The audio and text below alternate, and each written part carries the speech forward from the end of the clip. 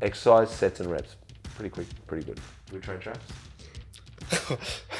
I train traps every single day. Every single day? No, it's actually a very big issue for me, and I think a lot of gymnasts are struggling with that. But because of gymnastics, all traps are so dominant, and it's so hard for me to not use them. Great story, this one. Yeah, where we it's a met. great story. Oh, So good. Better be. we met at the gym at the calves machine. I could feel this just presence behind me, just You watching, just joking. watching, It's the- just Okay. watching. I French was thing. like, It's the French No, thing. no, I was like, okay. oh, would you like to jump in? She saw the calves and No, that's no, it. I don't know why, but we tend to hide bulimia because we think it's a shame. And I felt shameless to tell them, because for me it's such like a rich kid problem to have bulimia, especially in France. It's like I eat too much because I love food. What is one exercise I blow him out and you say, oh, she hasn't got me on that one? Oh, I think I've got one. Mental and all that before you even think of anything else. That's where it's opposite. Everyone thinks, okay, first thing, got to throw in some drugs and all that stuff, and then everything's going to happen.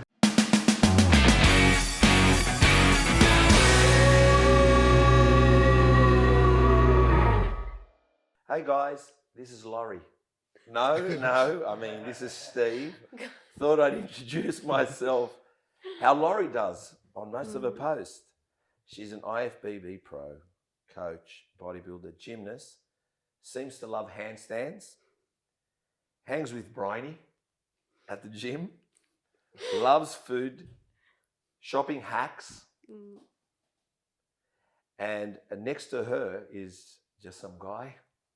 Pretty much. Okay, not just, or seemingly a hanger-oner, but Liam, a comp prep coach, PT mentor, exercise and sports scientist, 100% committed to helping people achieve the possible and impossible.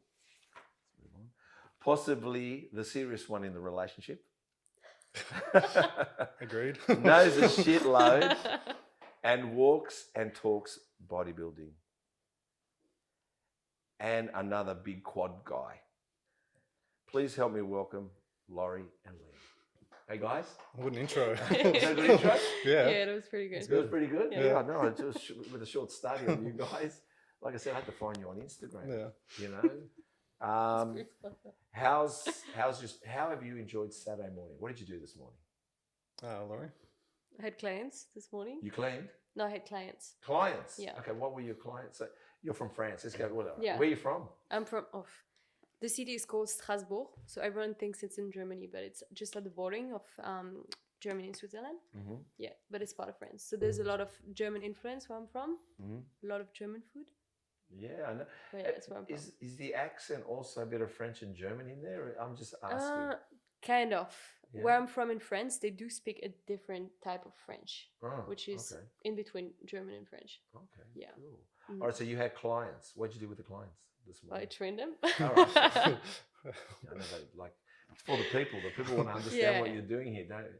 True. What was one of the training programs today for one of them? Give me one that you would. Well, I have this couple that I'm prepping for their wedding. Oh, nice. Yeah, so it's really exciting. I've been following them for 20 weeks now, Right. and the wedding is in January. So we're working hard to get them on point. What is a couple that's getting married? What do they want to achieve for their wedding besides looking good in a suit? What is it? I would say confidence. Well, mostly they came to me because they want to lose fat, but I would say confidence. And since I started working with them, they're a complete different person. So it's a couple with 2 females. Oh, 2 females. Yeah. Oh, that's good to know. Mhm. And their goal is to lose weight. One, be fit, Yeah, and look good in their clothing. I suppose exactly. probably look good out of their clothing. January is the top time of the year to be out of your clothing and swimming in beaches. Yeah. All right, that's nice. And what did you do this morning? I did a bit of work, but I'm fully online. Yes. So it's just on the laptop, updating some nutrition plans, training plans. I have to understand, everyone's online. It seems like no one wants to turn up anymore, Chris. They all want to sit in the studio. That probably is, I don't know, is that living the dream? Or is it harder? Is it harder or easier? I think it depends. You need to be very self-motivated for it. Yes. Because you're your own boss, so it's like there's no one telling you you need to work from like 9 to 5. Mm-hmm. So you need to be there and do the hours.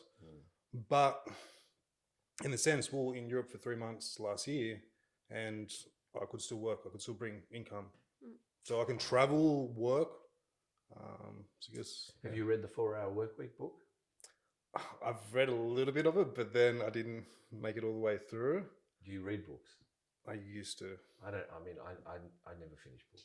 I'm going to say Rich Dad Poor Dad again, but let's not go there. Chris is being entertained because I keep repeating the same joke. Anyway, it must be a good joke. All right, let's start with you, Liam.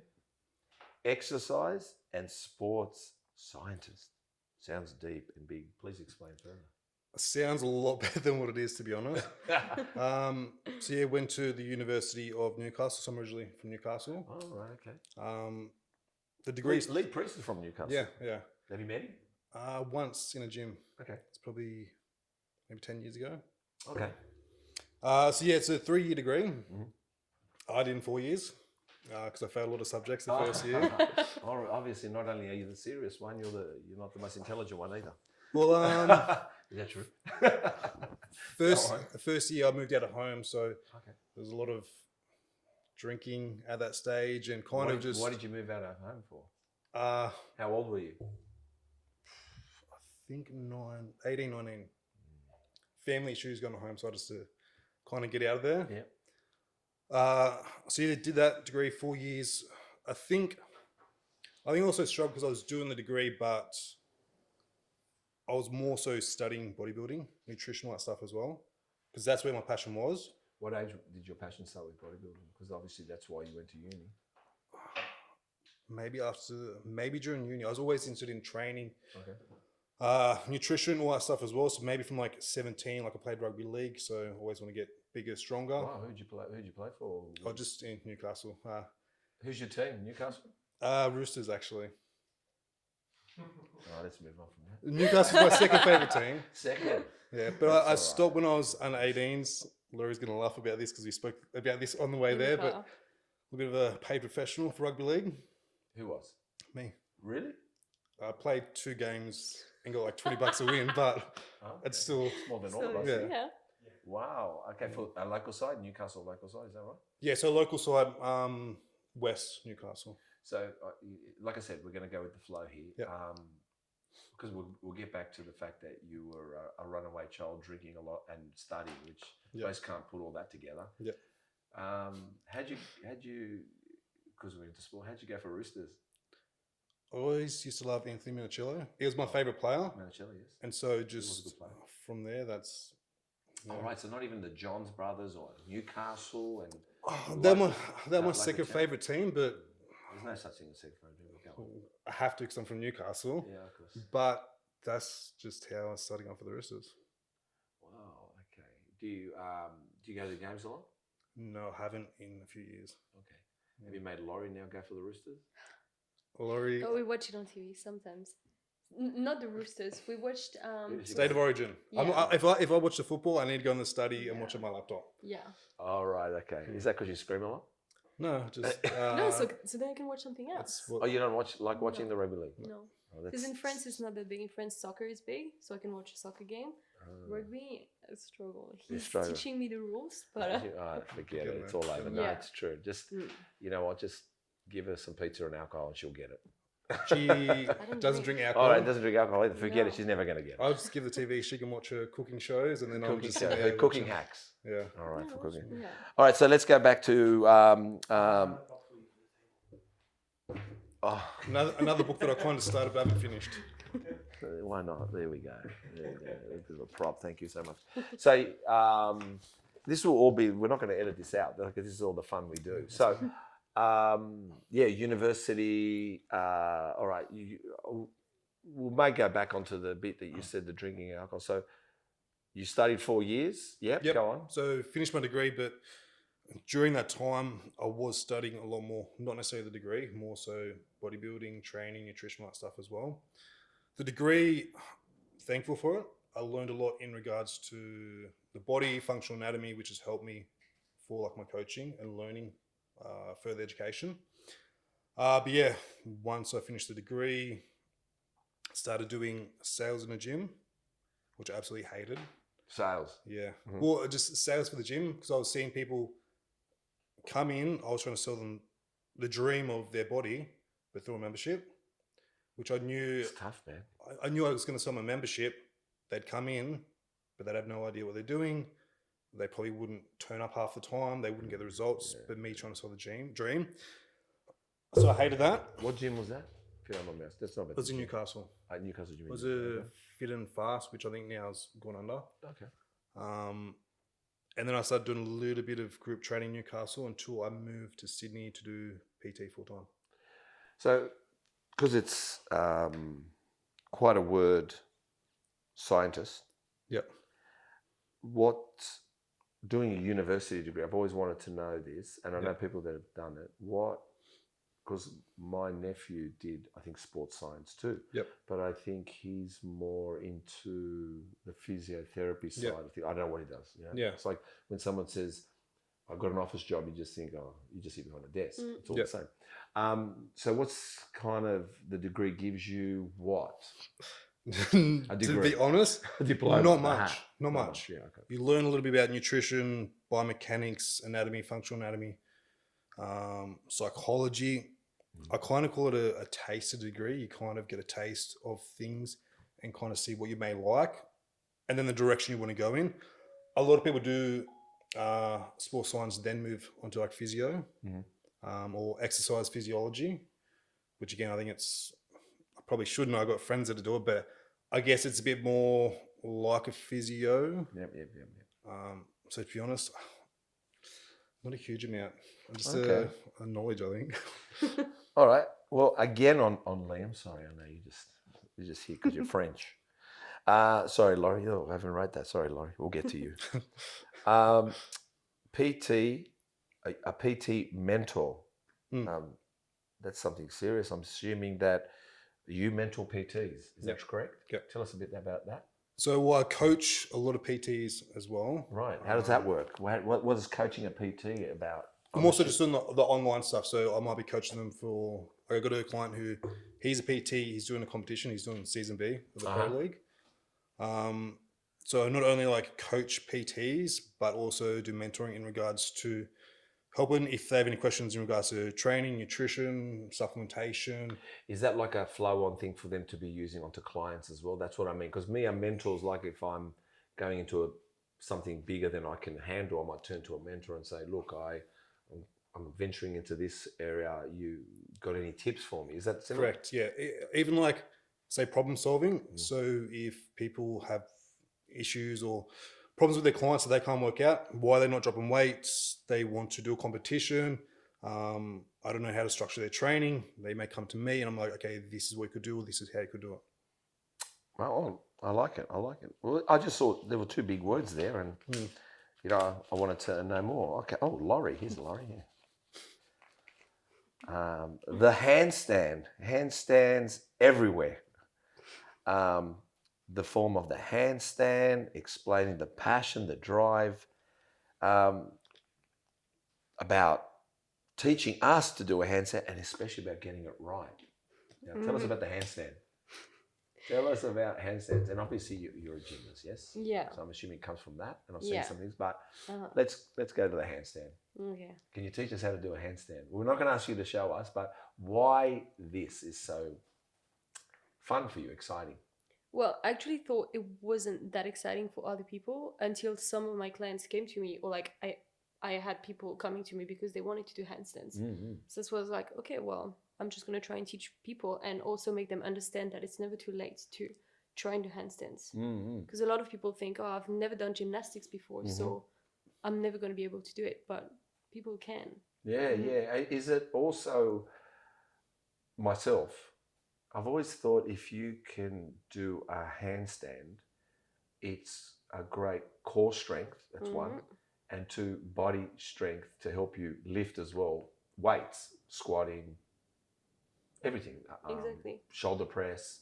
Is it true? Handstands are real important, not an exercise to go out and do, but more so it teaches you balance and strength, core exercise, yeah? Yeah, it's a very good core exercise because once you're upside down, you can't breathe that much just because if you take a big breath, the whole handstand is going to shift, like your belly is going to arch. Right. Yeah, so it's really important to learn how to breathe before you do the handstand. And instead of breathing through like you're gonna learn. It's like bodybuilding. You know, when you pose on stage, you're actually gonna like learn how to breathe inside. That You know what I posing mean? on stage is, I think that's what spooked me at the moment. It's way harder than what it I've looks, heard guys. that the It's way posing harder. is nothing. It's the smiling while trying to breathe at the same time. Yeah. I think. So yeah, there's So a lot of handstands core like that, to it. yeah? Yeah. Posing is core as well. Wow. Interesting. All right. So you know, if you want to learn about handstands, yeah, find Lauri. I think. All right. How did you guys meet? How long have you been together, and who made the first approach, the move? We'll start with you, Lauri. Great story, this one. Yeah, where that we was a met. great story. Oh, So good. It better be. we met at the gym. Of course. Where exactly? In Fitness First. Where exactly? Yeah, at the calves machine. The calves machine. Machine. It's a funny story because he was. has got good calves. Yeah, it was all about the It calves. was all about the calves. Go ahead. She saw the calves and No, that's no. it. Oh, then I've got no No, chance. I swear, I just when I train, I'm in my bubble. Yes. And in Fitness First, Bondi Platinum, where we met, Of course. it's always busy. All the machines are always taken. And he was doing his calf raises, and I asked him, "Can I jump in?" And he said yes. Didn't I? Yeah. I could feel this just presence behind me. Just You watching, just joking. watching, It's the- just Okay. watching. The I French was thing. like, It's the French No, thing. no. I was like, Okay. oh, would you like to jump in? Yeah, I think you said that. Yeah. Yeah. Yeah. I just true. feel just someone lurking in the background. No, but amazing it's you got, just- it's amazing you got through this debate alive. But keep Oh, going. yeah. No, but the thing is that when you train at Fitness First Bondi Junction and you sometimes ask people, they say no. Really? Yes. Fitness It's- First The, Bondi you know Junction. what? I've had The so many eastern people. suburbs is another world. World It's a Gym is tripod okay. world, and they say no. I guess. I don't know. But go on. Yeah, I've had a lot of people saying, "Can you not just wait?" Wow. I've So worked there for since that- 4 years, and Yeah. I've had some run-ins. Obviously, I was working, so like Uh, nothing too serious. But I've been there with client asked if I could jump in during a busy time, yeah. and So I've learned how to do that, making people feel uncomfortable. So I just wait next to them, like really close, so they know that someone is waiting okay. for So them. he knew. Yeah, He knew. exactly. So he turned around. Because sometimes they say nobody's still on their phone and they rest for 2 minutes. So Oh. I just stand really close What about when they until say? they feel uncomfortable. What about when you ask someone, "Are you going to be long?" They go, "No," and they go back to their phone. And Yeah, you think, exactly. I'm about to say to them, "The fuck Yeah. and get off the machine," but that's. yeah. I mean, you know what I mean? Like it's hilarious. But so okay, so keep going. So yeah, I probably just waited next to him because probably someone else said no, just wait. So it's just like, okay, I'll just wait. And then, all right. So you said, "Can I jump in?" No, so he said then, I yeah, asked you you, want would you like to to jump in? Okay. Yeah. So you knew about the present. All right. Yeah. Keep going. You Yeah. tell us the story. Go on, Luke. You go ahead. Keep going. What was the next Because question? we're going to Yeah. get the truth. Because How did you he's- do? Well, he's the gonna question say that I is, lifted too heavy. all right. You met at the calf machine. Yeah. Yep. How? Okay. Well, tell us where to go from there. Because you met at the calf machine. That was kind of like our first like interaction, and then things Yeah. didn't kind of start for a little bit longer. So you just kept talking to Yeah. each other in the gym. A little bit, yeah. Hello. Yeah, Yeah. because then I knew he was a comp prep coach, and I saw him with a caliper one day. And So body yeah, fat calipers where you do Oh, body yeah, fat. the skin folds caliper, and I think I just engaged a conversation. I said, "Oh, my PT has the same." Okay. That's it. And I was like, and I oh, never worth it, talked to 'cause I people in knew- the gym, but yeah, to you I was like, yeah, whatever. So how long you been Engaged. together? How long? About 18 now, isn't it? 18 months. Yeah. About So, 18. Mhm. all right, after and a year anniversary, and then who's counting after that point? Yeah. I do. That's right. Sorry, we do care. We Yeah. care. Yeah. We care. We care. We care. Yeah. We care. We care. All right. We care. And okay, so you made the first move. We'll go with Creep that. No, in the I background. just wanted to do my calves. That's it. I'm just okay. And what is it, Lauri, that made you pay attention to Liam? And tell us a trait that you love about Liam. So yeah, as I said, whenever I train, I'm really in my bubble, so I don't really pay attention to anyone around. And whenever people come and talk to me in the gym, it tends to annoy me. Okay. So, but I don't know, with him, for some reason, all the chats that we had in the gym were really like educational. Like I've asked him a lot of questions because I was prepping at this time and I was struggling a lot with my health. So that was my very first prep. And he was always here to help. And I just thought, yeah, there's nothing bad with him. He just wanted to help. He wasn't a creep, or you know, he wasn't trying to chase me or anything. It was just like genuinely him being nice. Yeah, he seems very nice. There's no doubt about it. I mean, and is that the trait you love about him? What is it, the trait that you? Yeah, I don't know. With him, it's just like 100% trust. I would Really? say, Yeah, yeah, nice. That's so important, trust. yeah. Very And good. it's pretty okay. rare. No, it's very rare, but that's. I think that trust is in probably everything in also honesty. I think the trust of honest as well. Exactly. It's not Yeah. just about the trusting someone when they're not around. It's when they're around and how they talk to you. Yeah. It's trust. Oh, that's nice. Yeah. Liam, what is it about Lauri that captured your attention, and tell us a trait that you love about her? Caught my attention. Maybe because like we first had an interaction, stuff like that, and I saw her around the gym. Probably just her, as she mentioned, she's so focused in the gym. Yes. Especially from that gym, it's just more so everyone's just looking in the mirror, looking at everyone else, not focused, not kind of focused on their training. Whereas that's what kind of, I saw Lauri, she was just so focused on the training. Nothing else, like she said, she was in a bubble, just focused on training, which, you don't see a lot. Yeah. The trait. The what? The trait that I like the most about her, probably that she puts up with me and my shit, to be honest. Oh, right, yes. You don't look like you seem like a pretty good guy. I think I am, but she just... When I say good guy, I mean, I'm just saying you seem solid. You seem, like I could be buckled easily, but you seem to hold composure very well. I think it's more so she understands, if I've got to work, if I've got to travel for work with comp prep clients and stuff, she's so understanding of that. So she's understanding about that. Just, understanding of everything. Else about her looks, about a smile, I think she's absolutely gorgeous. Okay. But just also the person, she's so authentic and so real. Yes, okay. And just so genuine. It's nice. You two look great together. Even when I saw you outside, and even in here, and you holding him at times, it's very nice to watch. So I think that's wonderful. Lauri, I suppose we asked that question before. Where are you from? Growing up, what it was like, and what brought you to Oz? Long story, but I'll try to make it short. I grew up in a family of gymnasts. So my grandmother was a gymnast, my dad as well. And I've always been into sport, but I knew that it wasn't just a leisure for me. So basically when I competed my whole life in gymnastics, then I got a shoulder injury, so I had to stop for a year.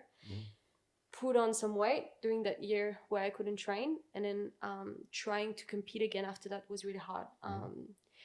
So I started doing another type of gymnastics, and I competed internationally. And after that, when I was 18 and I had to choose what I wanted to do with my life, I said to my parents, I want to work in the sport industry. But in France, it's really not big, and it's more like a leisure industry. It's not something you can actually make money off.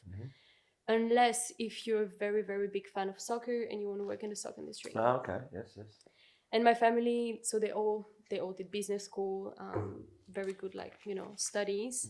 So they're like, okay, we'll find a deal. You can do a business school that is sport orientated. So I did 1 year of this in Lyon, which is a big city in France. And everything was about soccer, and I hated it. I really hated it. But I was like, okay, whatever, I'll just keep going. And I had to do an internship overseas that I did in Australia. And when I started, I think I started training in Australia, and I just noticed that the sport industry in Australia was way bigger than it was in France. And I think COVID helped me a lot as well. Okay. Because... So how long have you been in Australia, just quick?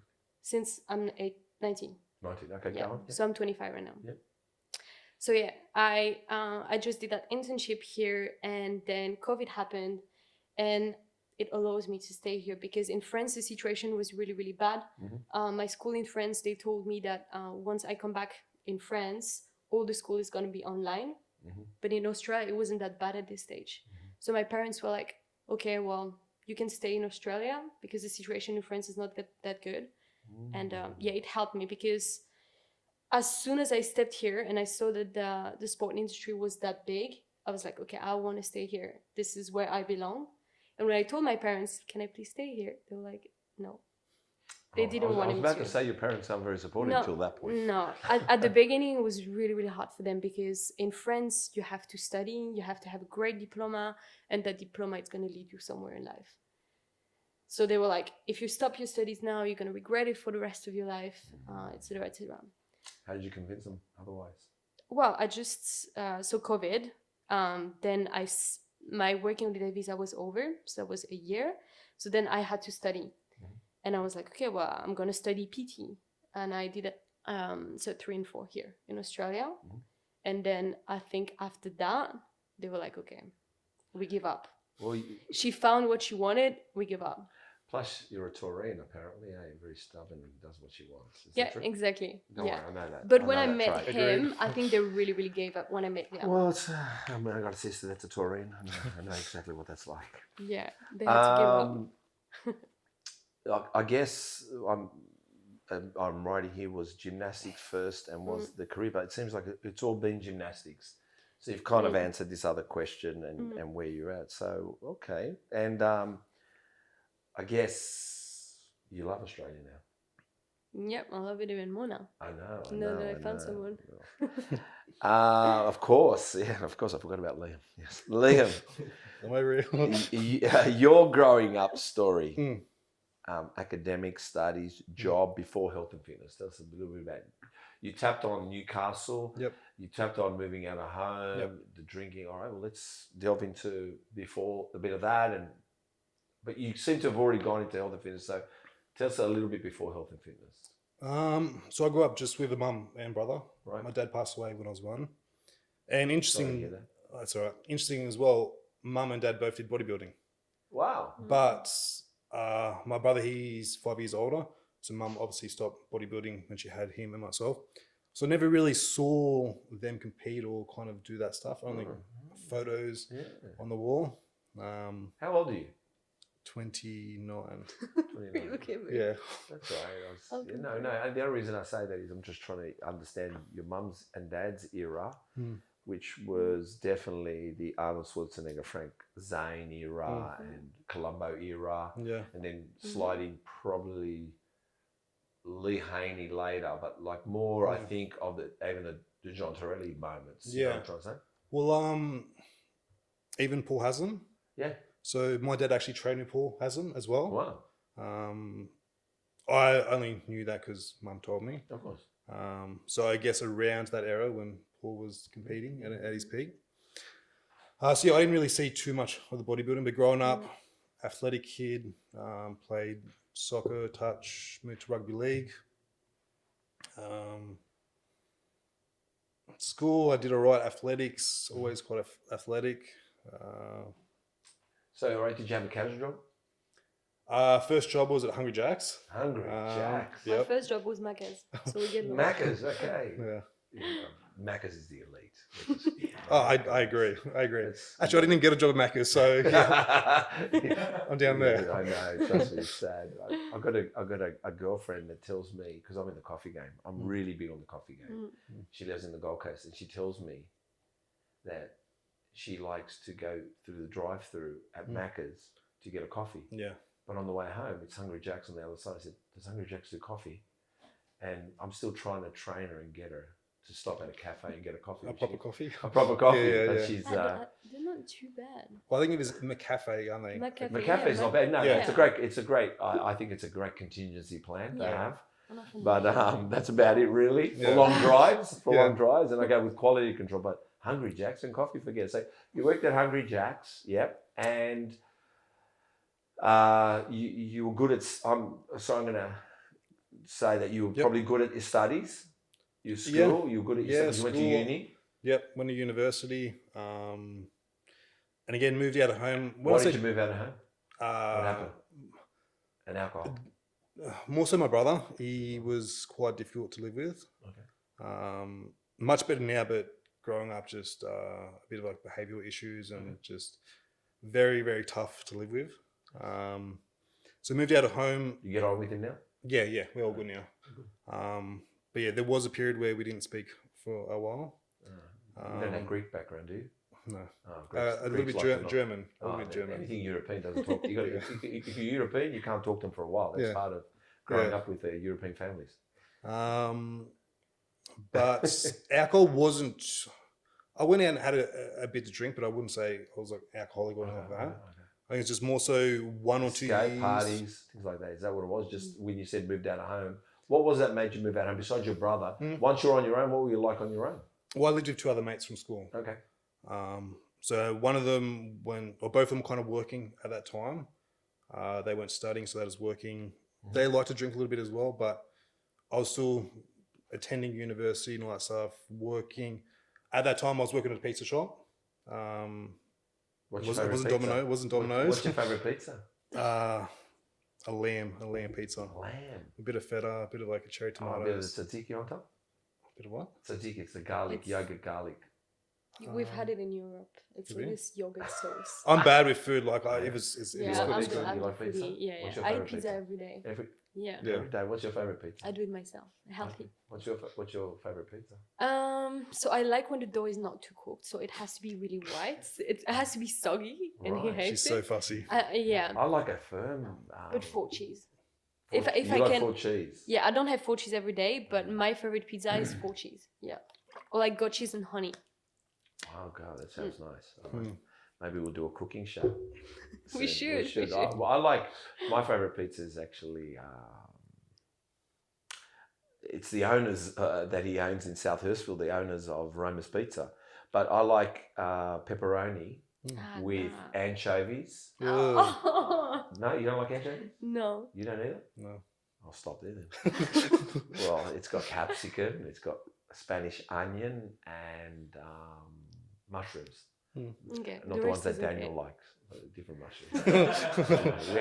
We're about 5 minutes in, still going. I'm going Yeah. like, all right, mushroom. I think he likes mushroom. Maybe his salad, his pizza. Then I realised it was psychedelic stuff. Yeah. And then because he's telling me he's putting it in his chai, he's doing this, he's doing that. I'm going, what the hell's with this mushroom thing? Okay, so you're quite, if I could say it, you're very disciplined, and discipline is you assess your surroundings and you only go where you feel you're comfortable with. You won't lose yourself. You're not one to lose yourself into an environment. Is that truth be told? Like, in other words, yeah, you have a drink, but you're in control of that. You'll go here, I'm in control of that. Like you will enter any arena, but you assess the arena. It's not like you won't go in. It's just that you know you're responsible enough to say, I control what I'm doing here. Oh yeah, 100%. Is that true? Yeah. Okay, that's good to know. All right. Well, I was going to say both of you why health and fitness and why bodybuilding, but I guess what I'll say is you could have been a gymnastic teacher, I guess, and you could have been no, I was just saying you could have been a physiotherapist, and you could have been anything. Why the bodybuilding industry? We'll go with you. Why bodybuilding? So me, it happened. Honestly, it was a joke at the beginning. So as I was studying my S2E4, the teacher who was I think it was the theory teacher. I don't know if you know him, Lucas Zandana. No, was that the FIA AIF course you did? Which one did? Yeah. So when I did that course, they actually took a proper PT to do the theory bit. And Luca is actually, well, they know each other. He was my very first bodybuilding coach. So when I said it happened as a joke, he was always using his clients to teach us examples, you know, and he was always talking about bodybuilding, and I really wasn't into it. Because in gymnastics, I've had a lot of eating disorder because the gymnastic industry, you have to be very slim, you have to be light. So whenever I was hearing about, tracking food and stuff, I was like, I want to stay super far away from this. Right.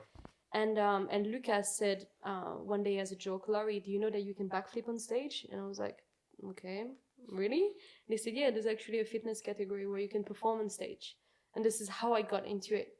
I think if it was just like proper bodybuilding, like if I had to compete in bikini or just fitness ICN or whatever, figure or something. Yeah, I don't think I would have done it. But the aspect of like performing on stage, it brought me back to gymnastic. Okay. Yeah. And I'm going to ask you about this competing part, and yourself. Why bodybuilding? And even though we know a bit about your family and things like that, but you, like I said, again, your intelligence. Yep. I'm not saying that is not smart as you or you're smarter than anyone else, but more so that I suppose going to university that can open up to do sub degrees here and there. So you could have been in a lab doing Yep. sports science and stuff. So why bodybuilding? All that stuff didn't really interest me. As I mentioned, like I was studying more bodybuilding even when I was doing my degree. I think that was the time when men's physique first started. And that was like, I guess, a really good beach body kind of ideal look where you look really good, but it's not too much muscle. And Jeremy Buendia was competing that stage and winning, and I really liked his physique and his stage presence because I sort of love the posing and everything like that that goes into bodybuilding on stage. So I think from that's just what drew me into bodybuilding. And then it's further education, trying to learn. And then, don't know if you have Charles Poliquin? No, if you go. So back in the day, he's passed away a few years now, but he was named as the best kind of S&C or best coach in the world. He had a lot of like Olympic clients who won a lot of medals and stuff like that as well. He said there was this big name coach coming to Australia for a 2-day hypertrophy or muscle growth seminar. So I saw that, and also he mentioned on his website some of the top coaches in Australia who bodybuilding coaches. I saw that coach was going to the seminar, so attended the seminar. At that stage, I was in a leg brace, so I did something to my knee. And then I saw the coach there, Rawdon. I think Rawdon would be great to have on this podcast as well. Well, please put it out there for us. Yeah. If you would, that would be great. Yeah. And so I remember, I think after the second day, I'm like, on crutches, hopped up to him and said, I want to compete in bodybuilding. And then we got started from there.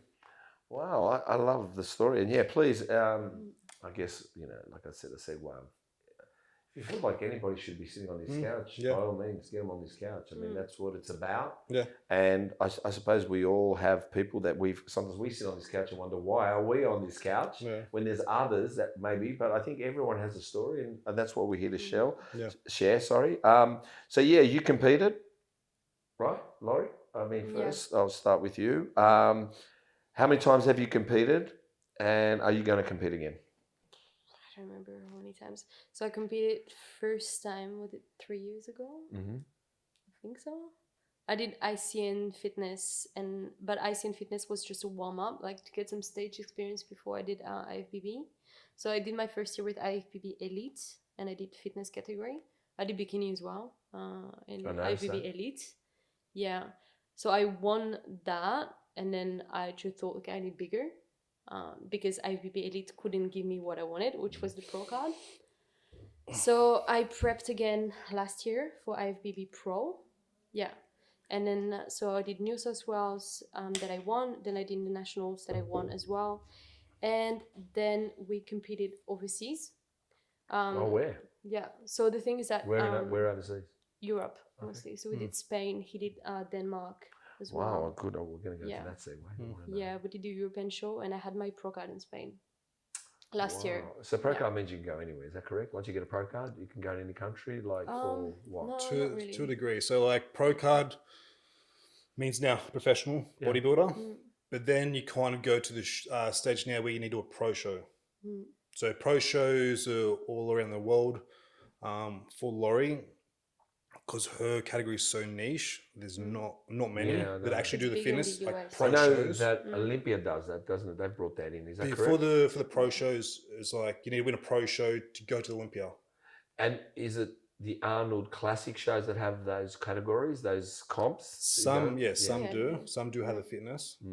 So it's like amateur, which is like the shows here. Then it's the professional kind of shows to get to Olympia. Would you like to get to Olympia? Oh yeah, that's a goal. So the goal is, so now that I've got the pro card last to year. Get to Olympia. That's so good. Yeah, well, we always want more, don't we?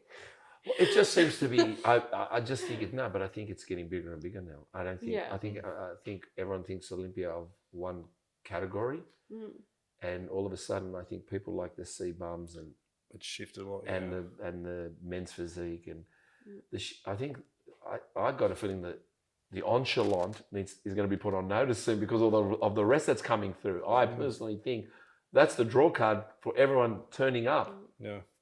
I've said this before, and just let you know, we all drink black coffees, yeah? I sell coffee.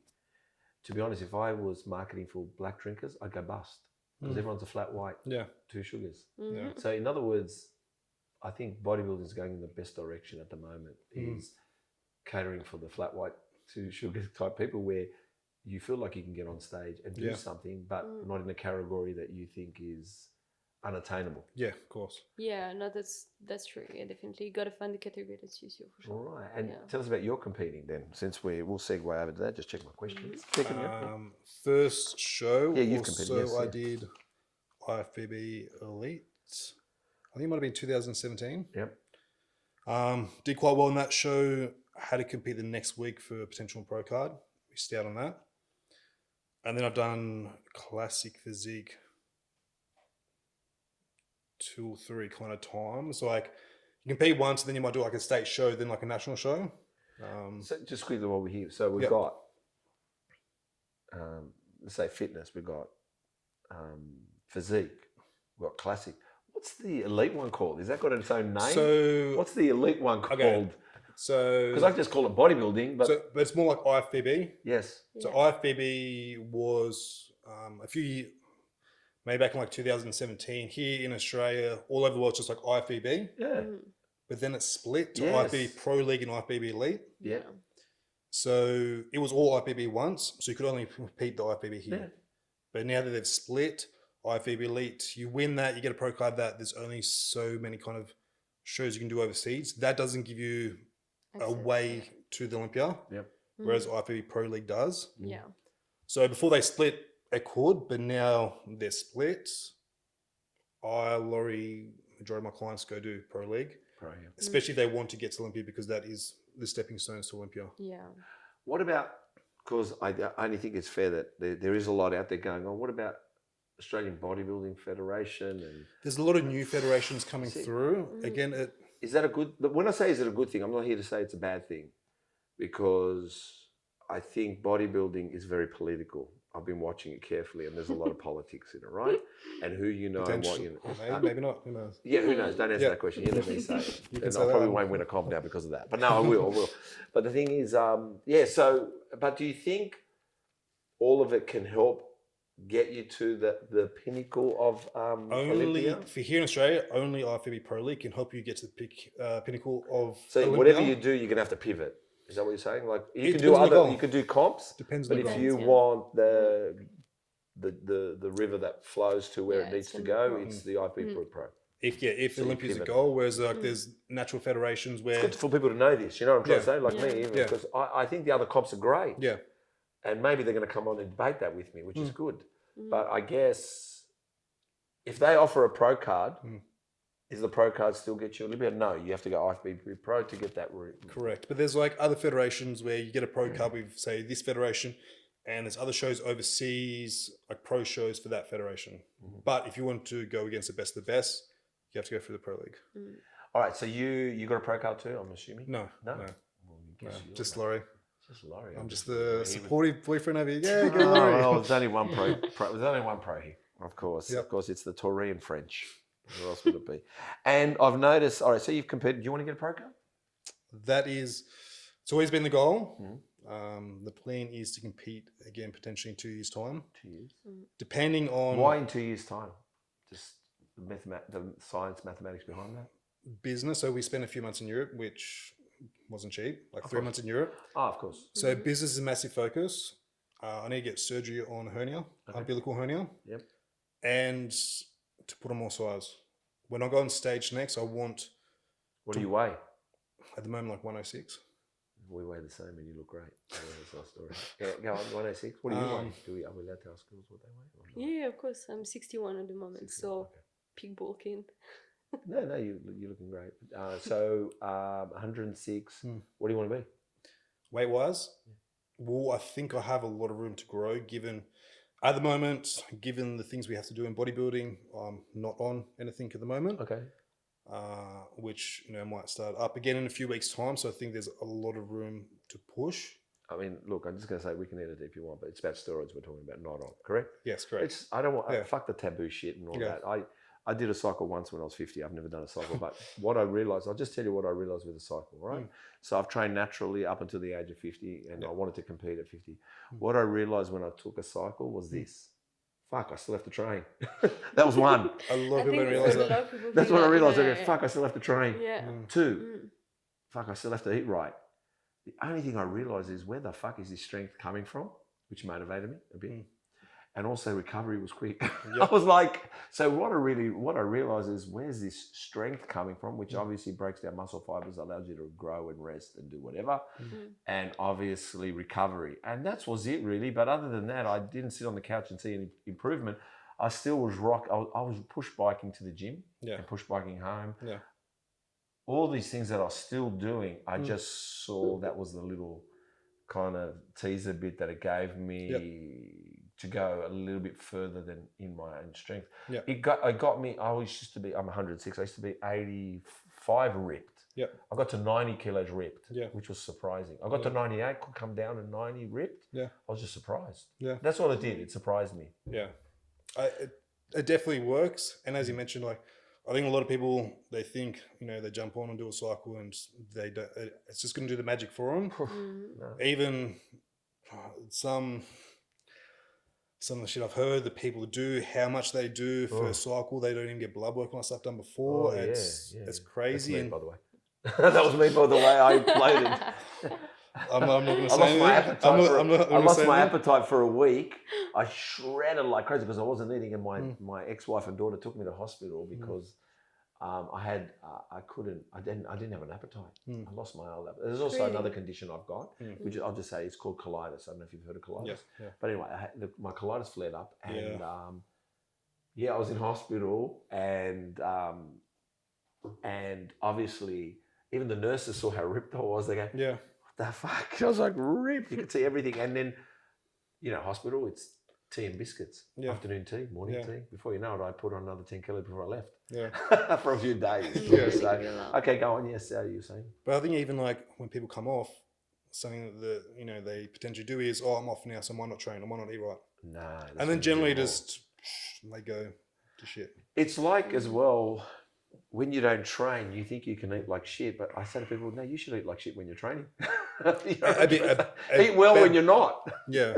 Yeah. You know what I mean? 100%. But yeah, like things I've heard, things that people do, even had a consult the other day in regards to someone wants to do their first cycle and all that stuff. And first thing I say is, okay, before we even discuss this, go get your blood work done, just so we know a baseline of where your hormones are and make sure everything's kind of good before you can go down that route. Well, I'm going to tell you, and I'm not going to mention the names, not because it's a bad name, it's a good name, but I went to the Brisbane Grand Prix. Yep. And the kid, his name was Emmanuel, won overall. Yep. And I saw it, and I was up there with John, and we're going to go catch our Uber, and John goes to me, oh, yeah, and he's natural. I went, oh, fuck off, John. I go, he is not natural. And John goes, he's natural, right? And I got to speak to his coach. Yep. He's a coach in Melbourne. Yeah, I met him before. Yeah, Tim, I think. Yeah, Tim. Yeah. And he was natural. We were just talking, and I wasn't. And he goes, he's natural now. Look, I don't care if it's or whatever it is. If it is. I'm not here to break any myths. But even John was saying some of the comps he won in Australia before he went overseas, he was natural. I told you the reason I didn't train is I thought everyone was on the juice. Yep. And that's why I never competed.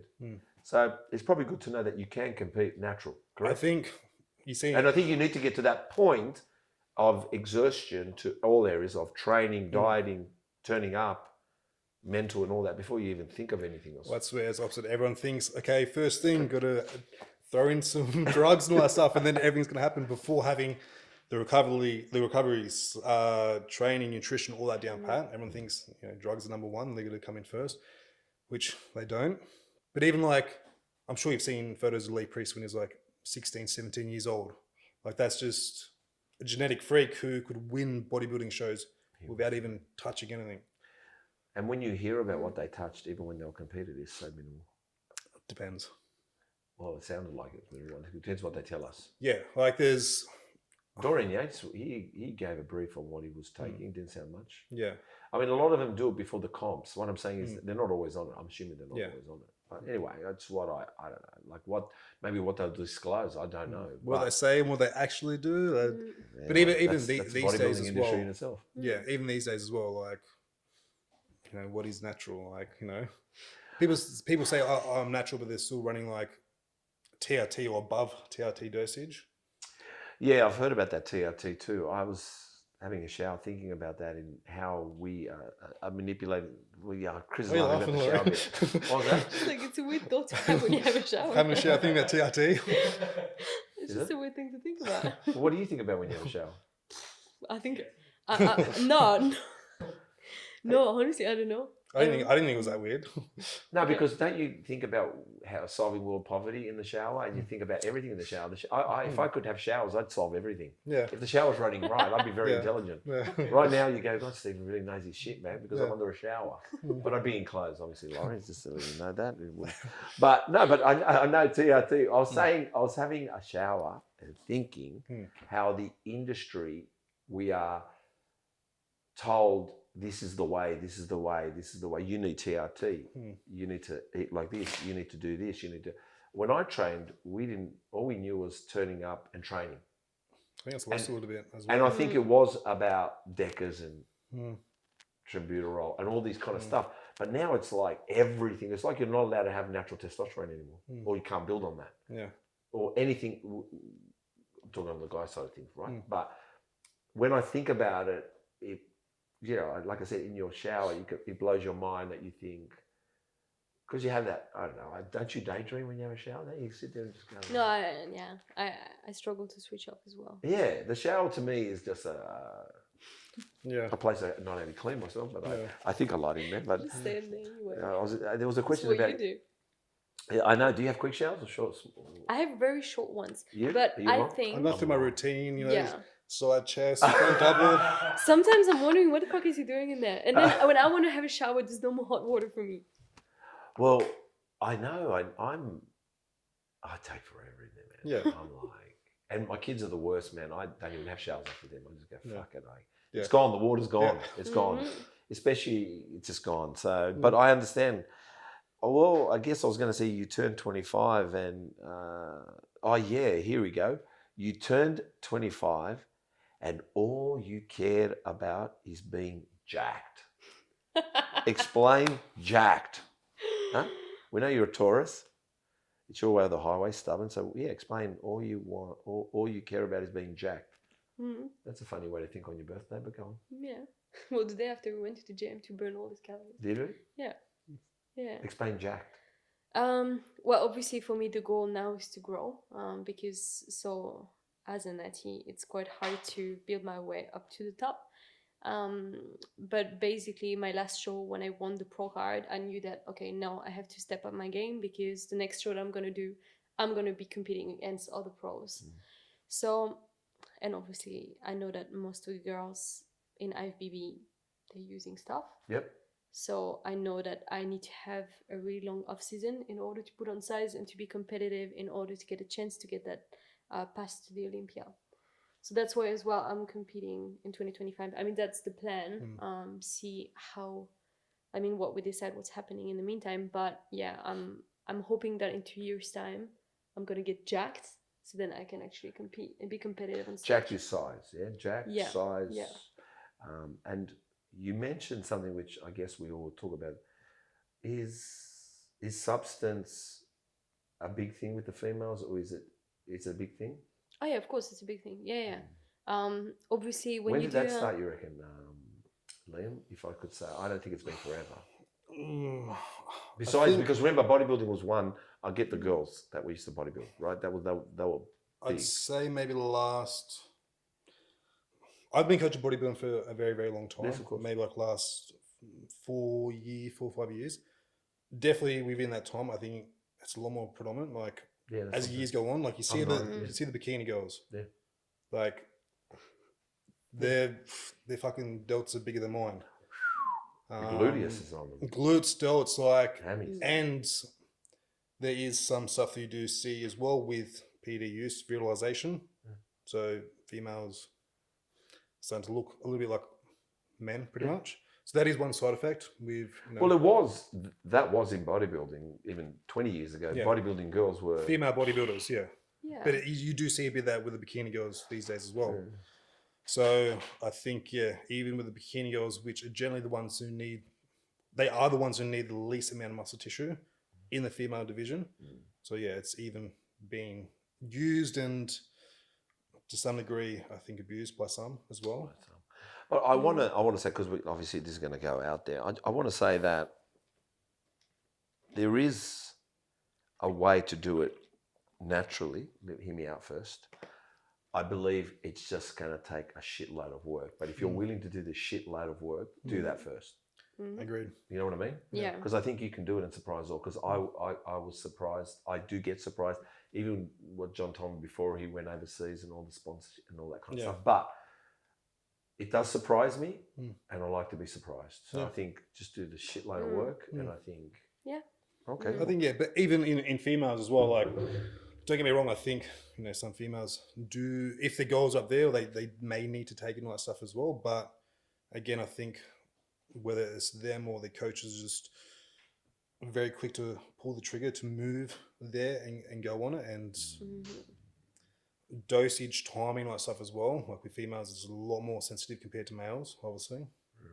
So I think people look quicker. Again, whether it's the coach or the client, or the client having faith in the coach and pulling the trigger a little bit too early, I think. Well, like I said to you, I've never taken anything till I was 50, and I'll be honest with you, even taking it when I did at 50, I realised, fuck, I didn't even have food right. I didn't have my training right. Actually, I've got nothing right. So I'm not even interested in the juice until I get all that right. Like I'm talking about like a race car.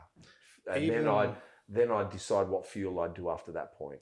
I think even that's what I've learned. That what I can still do without it. That's what I've learned. I think people should, especially people that I've seen, should invest in a coach before they invest in PEDs or steroids. Because even like a good coach, just because a good coach is going to take them so far, they can learn the foundations. They're going to get a lot, like really good results compared to going straight to. I agree about a coach, because I'm saying, I know maybe I could do it, but without asking questions, without you guys and coaches. And that's what's taught me that, wow, like even the bodybuilding industry surprised me that I didn't even, the steroids isn't the part that intrigues me or makes me lose interest. It's actually, how do they do all that stuff is really what intrigues me more. And I think that's what people should learn more about, asking your coach how to make yourself look like a race car, get to that point. The foundation. I think there is so much. And that's why it's exciting, I think, bodybuilding, that it's more exciting about the food and the attitude, the mindset and the cardio and just all that, and learning how to put 2 kilos on naturally or 5 kilos on naturally, how to lose a few kilos naturally. Like, I think that's magic in the bodybuilding industry. Where are we? We've gone. What is it like supporting or being in a relationship when you're preparing for a comp and dieting? How are you guys like together when someone's dieting? Are you edgy, dankanimi, or are you great? Here you go. Did you boil rice? Would you like to answer, Lauri? Well, we prepped together. That was the first time that we competed together. And what's it like prepping together? It wasn't as bad as what I thought, personally. Speaking for yourself, we'll ask Liam. No, but we did fight more post-comp than when we were prepping. So I think we were so low in energy, and we just had to get so many things done while we were prepping that we were both a bit like on airplane mode. And because we were going through the same thing, I think when someone was having a really hard time, like personally, I just knew that, I had to give him his space. And I was doing my things on my own. So no, I think we did pretty well prepping together last year. Yeah. Explain, did you agree? Just instead of giving my space, like I was the cranky one. No, because I think his calories dropped very low, very quick before mine. Just remember, Chris, you may need to put a cardboard cutout after with Liam here, because he could be taken out. Could be taken out from the podcast at any point. So we should have done a cardboard cutout of him. I did joking. No. All right. So what about you? How did you find couple prepping? I agree. I've done more shows than Laurie, so I do have, I guess, more of experience of kind of knowing the process and all that stuff. And I coach people to stage as well, so I kind of know, being around the industry and the comp prep stuff, so kind of new and expected things. I think as well with Laurie, she's done shows previously, and she's very just like, that's the plan, I got to do it. It's very by the books. Tick the boxes. But that would be good for you as well. Yeah, well, that's what I mean. Like, if she needs to do that, I know she needs to do that. If I need to do that, I need to do that. So it's both like, if we wanted to spend some time together, but it's like one of us know we have to get a cardio done, we'll completely understand. What about post? What is this? Is post? What is it when we say argue? When I say you argue all the time, like, you mentioned that word. Is it letting go, and then you've kind of like, is it you're a bit more edgy? You said post, or what is it? She means like post after competing. Yeah, that's what I mean. Yep. After competing. Can you explain, Larry? Well, personally, for me, it was really, really hard because so you work towards a goal for so long. I think I prepped for 24, 25. By the time it was the last show, it was probably around like 25 weeks. And you're so goal driven. You wake up every day in the morning. Your calories are so low, so you just have to focus on the goal in order to reach that final point. Yeah.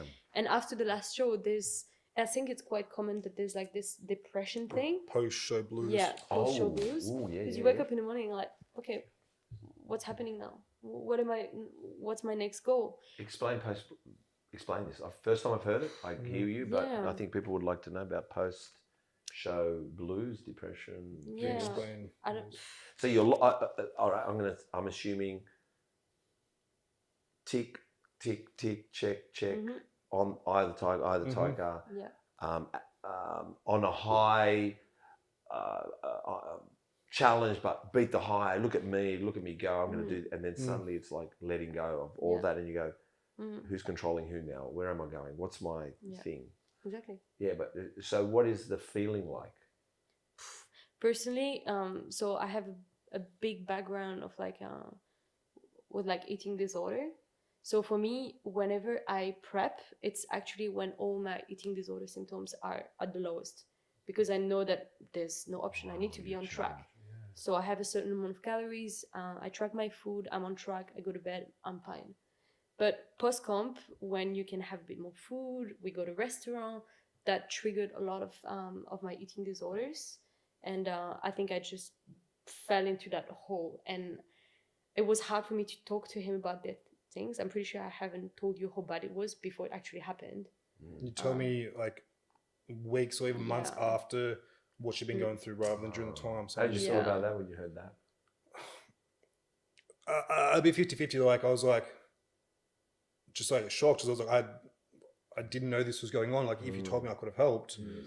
So shocked, a little bit like frustrated because she didn't tell me earlier.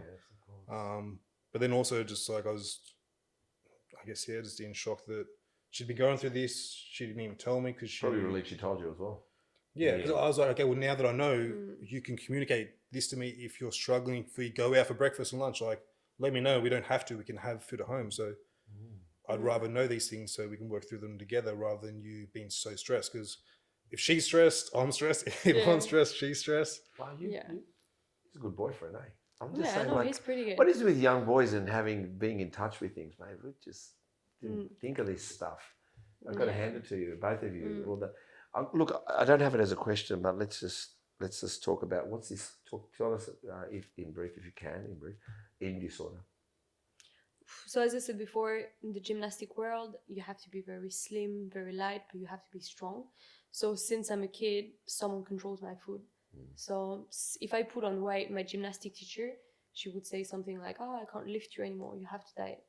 So since I'm a kid, it's in there that I'm not allowed to eat too much. And as I did mention before, when I did my car accident and I put on 10 kg, something like that, I had my period, first time in my life. I was like 17, but it's pretty common for gymnasts to have their period. Yeah. Wow. Yeah, and then I became a female, so hormones and a lot of things that I wasn't dealing with before. So when I put this weight on, then I knew that I had to lose that weight. So I was cutting on a lot of food, all the carbs, all the sauces, all the like bad foods. And then I had anorexia at 18. I was 36 kg. Yeah. That's so scary. How long did that last for? Not long. Thank God. Not long, but after that, I fell into bulimia. which for me bulimia is because I still struggle with that. For me, bulimia is harder in a sense that no one can see it. So for me, it's like very like you hide it, you lie to people. Anorexia, you suffer from it, people see it, and so they try to help you. But bulimia, it's just a big lie. You hide everything from your family. From Liam, I've had it from him a lot as well before he found out. Yeah, my sister had it too, and I wouldn't know even if she still got it or doesn't have it. Yeah. So So it's like it's a something big mental thing. we can't work it out, Mhm. and you become very good at it, hiding it and acting with it. Like you wouldn't even know someone's left the room to do what they want to do, or Yeah, like exactly. it's seamless what that disease does to somebody. For you, with all of us watching, have you got any advice? It's for me the biggest advice, and I do have a lot of clients that have been struggling with it or that are still struggle from it. And for me, what has been easing all the symptoms is tracking food. Because if you give me a number, it's a number of calories that I have per day. Like obviously at the moment I'm working, so it's a lot of calories to play with. But if someone is struggling with bulimia, and what I do with my clients, so I give them the macros, and then the fact that they know that they can eat whatever they want, as long as it fits their macros, it usually eases their symptoms as well.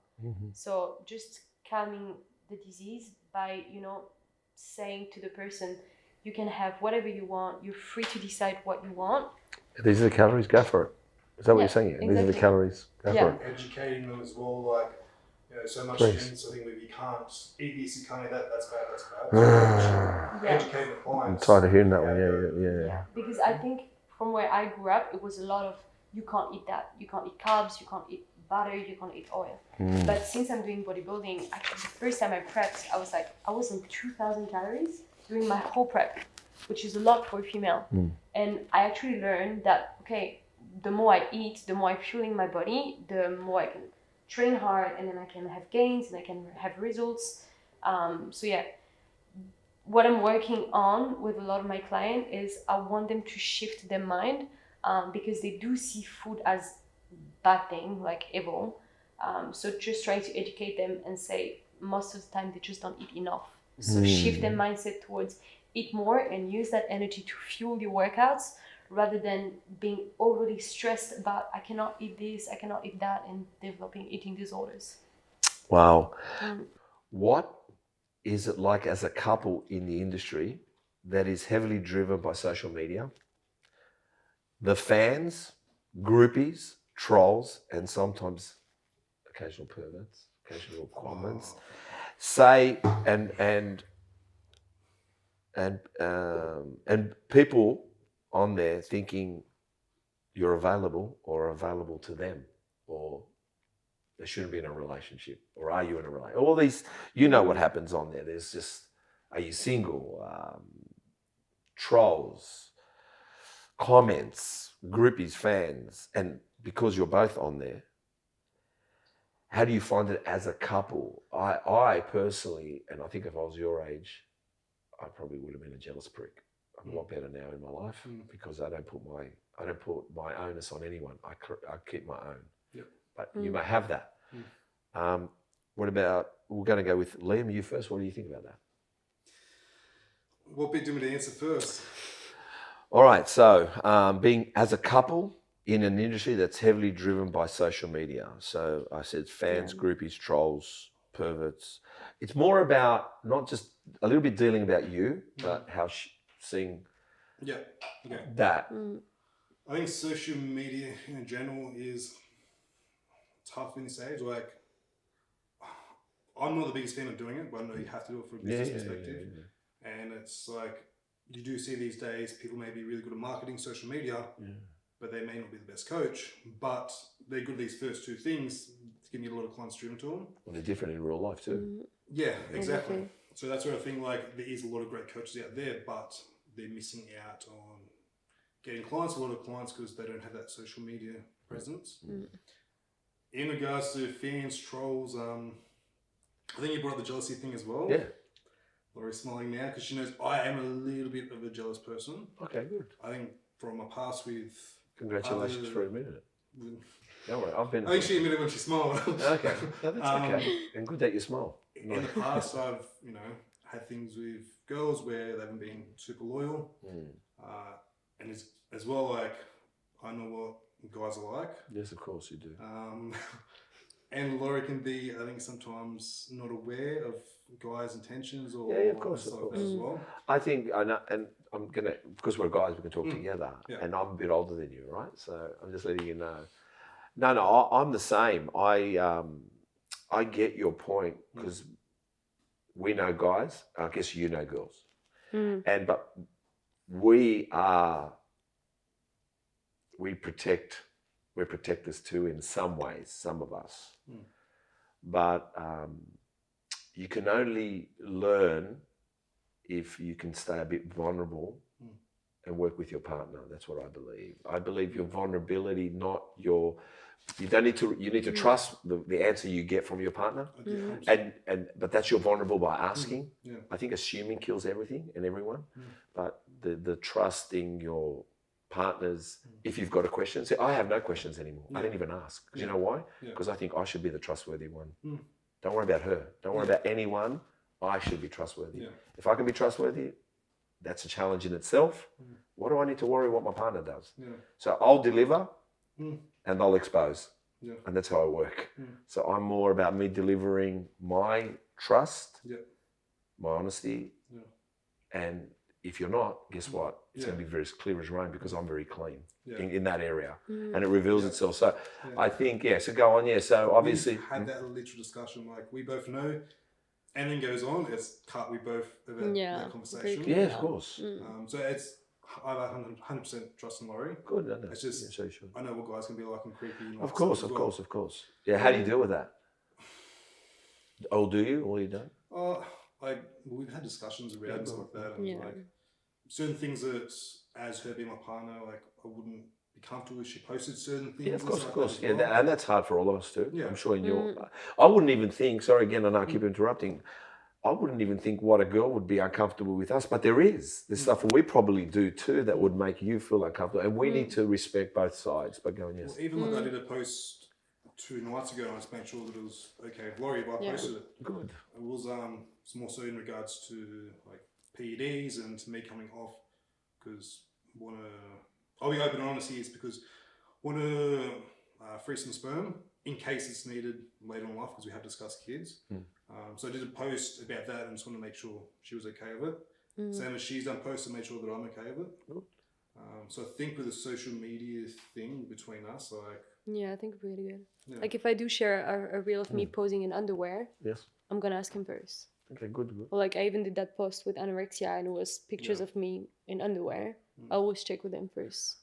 I think I've got to hand it to you guys in your maturity and professionalism and what you do is I think you guys are you're a business card in itself of what you do in the industry. So if you're not as you got to look at it as business, maybe sometimes you got to, besides the trusting and emotional side, you got to turn to each other and say, what do you think? And also you probably got to let go of your we all got to let go of insecurities to allow that person to do it. And also you got to go find out what it's going to be like out there by doing it. How do you find trolls out there? Honestly, they're just so big.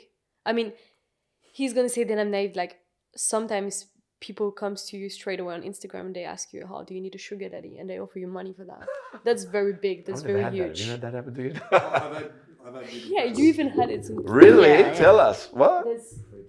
Yeah. Yeah. He even started messaging me the other day because he got my number from but like, God. I think he was messaging me while I had phone calls, like phone calls. Wow. I want to send like posing in my undie videos and it was send me this much money and just like no way, really? But yeah. That would be tempting to hear me out because of what we've got OnlyFans going on at the moment. Wow. But yeah, so some of them are very obvious and some of them where I'm a bit more naive. Like for example, I've had a client, I mean, it was a lead, someone who filled up my consult form and it was this gay guy, which I had nothing against 99% of my clients are gay for some reason. But yeah, and at the beginning it was very friendly, and I know that sometimes it can be very friendly, like sending heart emojis even though we don't know each other. Oh yeah. But since the beginning it was like, yeah, careful, I don't really feel that person. I'm like, no, I'm still gonna go ahead, do the consult with them, and ended up it was a troll, or like I don't know what he wanted, but he was right. So yeah, I can be a bit more naive towards this, which now I can admit. Now she can. But yeah, because I'm very obvious, and now, yeah, I understand what he means sometimes. But it's nice that you mentioned naivety, but you mentioned now.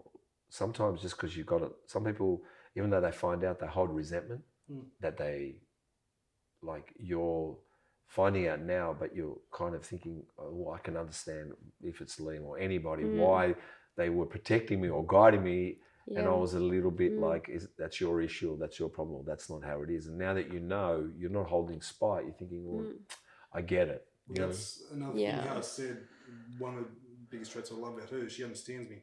So with me being like a little bit like jealous of some things and stuff, she understands me, so she's doing things to make me feel comfortable. Good. And that's like a big trait. Well, the only thing as guy to guy, but even girl, the one thing I'll say to you is, if you're worried about trust issues, you should worry about your trust issues, because if they're entering your mind, it's you. So the more and it's just like dieting. Yeah. I mean, maybe, I don't know if it's post, because I can fuck up. But I'll give you an example, because I will fuck up sometimes. I'll give you an example. I don't look at porn. Now you're wondering, why not? Because I don't want my son Yanni to look at it, or my daughter, or my daughter's boyfriend. So if I'm concerned about them, how about, and I don't tell them this, I do it. Because first, let me get it right. So let me get loyalty right. Let me get faithful. Let me get desires right. Am I checking out that girl? Maybe I should stop. Not worry about if she's looking at a guy. How about I stop looking? And I find when you find that center in you, you're untouchable. I think that's what I'm saying. Another thing with like the social media and stuff like that as well is, I've got female clients, bikini girls. Oh yeah, of course, yes. They send me check-in photos. Yes, of course. She's got male clients where they send her check-in photos. Wow, correct. Yeah, wow. As well. Yeah. But where there's that mutual understanding, and we're very professional as well. Good. But you can see what I mean. How our mind is our mind. But you got to learn always to check in on yourself rather than check in on your partner. Yeah, no, if you've got it right, then you can check in on everyone else. Yeah. But usually when you don't need to. So that's what I think. Wow, I forgot about that point. Yeah, I guess you guys have got to critique everything. I'll fail. But again, she understands that if I get like messages through girls in bikinis, she understands, she knows who they are and why. And the majority of the time, like, she knows my clients. Yeah. No, it's just amazing. True. I tell you what, when the girls go up on stage and they do bikini and they do that turn and they flick the shoulder and flick the hair, I go, oh, they're looking at me. I guess they're not, are they? Are they Lauri? Are they looking at me? Me and Lauri in there. No, her glutes are bigger. Her glutes are honestly, no. I'm always like, oh, she looks great. Yeah, like, I must say, there's so much in it now. The symmetry and the design. Yeah. I love all that stuff. Oh yes, most people in the morning kiss each other and say, morning, I'm off to work, see you later. And you come home and you talk about your day, but your day's quite similar. So do you ever find what to talk about besides bodybuilding? Or no, you love sitting there and chatting about everything that you did in the day? What I mean is, some people talk about a law case that they did, and the other one talks about office politics or whatever. I'm a teacher, the kids. But you guys are kind of like up in the morning and kind of together, probably power walking, probably clients, probably sitting beside the desk. Yeah, how do you find, is it always exciting? Yeah.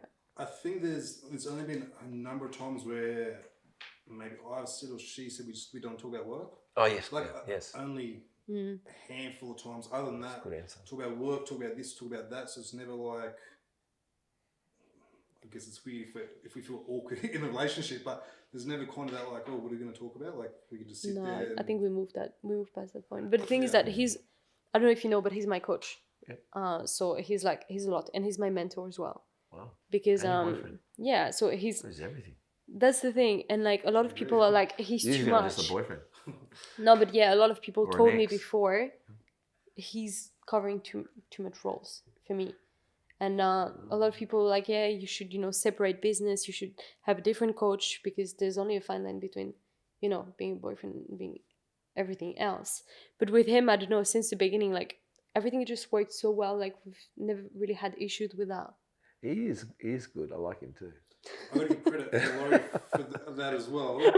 Like, sometimes I'm coach, sometimes I'm the partner. So if it's like training, nutrition, that stuff, like she knows when I'm drawing the line, like, okay, no, you need to do this. Like, this is your coach speaking. And again, the athlete that she is, how dedicated she is, she knows that's the coach speaking, not me as a partner. Such a mature fine line to have that, because I how I talk when I'm in business. Even I was 22 years married. Giselle's wonderful. She's a nice person, but I found that I wanted her to think business when I had business, and that caused a problem for us. But I wish I just wasn't business all the time with her, and my mind had to realize she's not interested in that. But I kept talking about it because I was happy to talk about it, but I didn't think about happy what she wanted to hear. And even I'm a little bit maybe like what you're trying to say. When I'm with someone, I said, do you mind if I tell you the truth?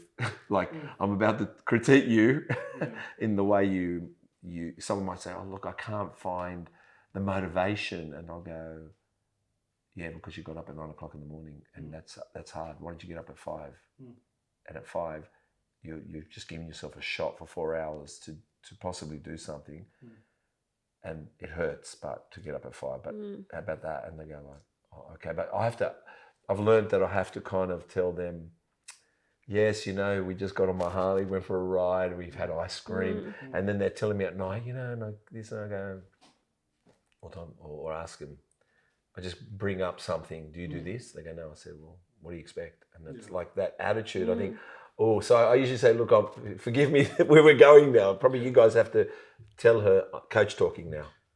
I think she's very good at understanding, I guess, how I speak as well. Yeah, of course, I can see, I'm speaking very like business and of course. focused. Whereas like, I think she knows when I'm like in this zone as well. Yes. Yeah. When's your birthday? I'm a Taurus too.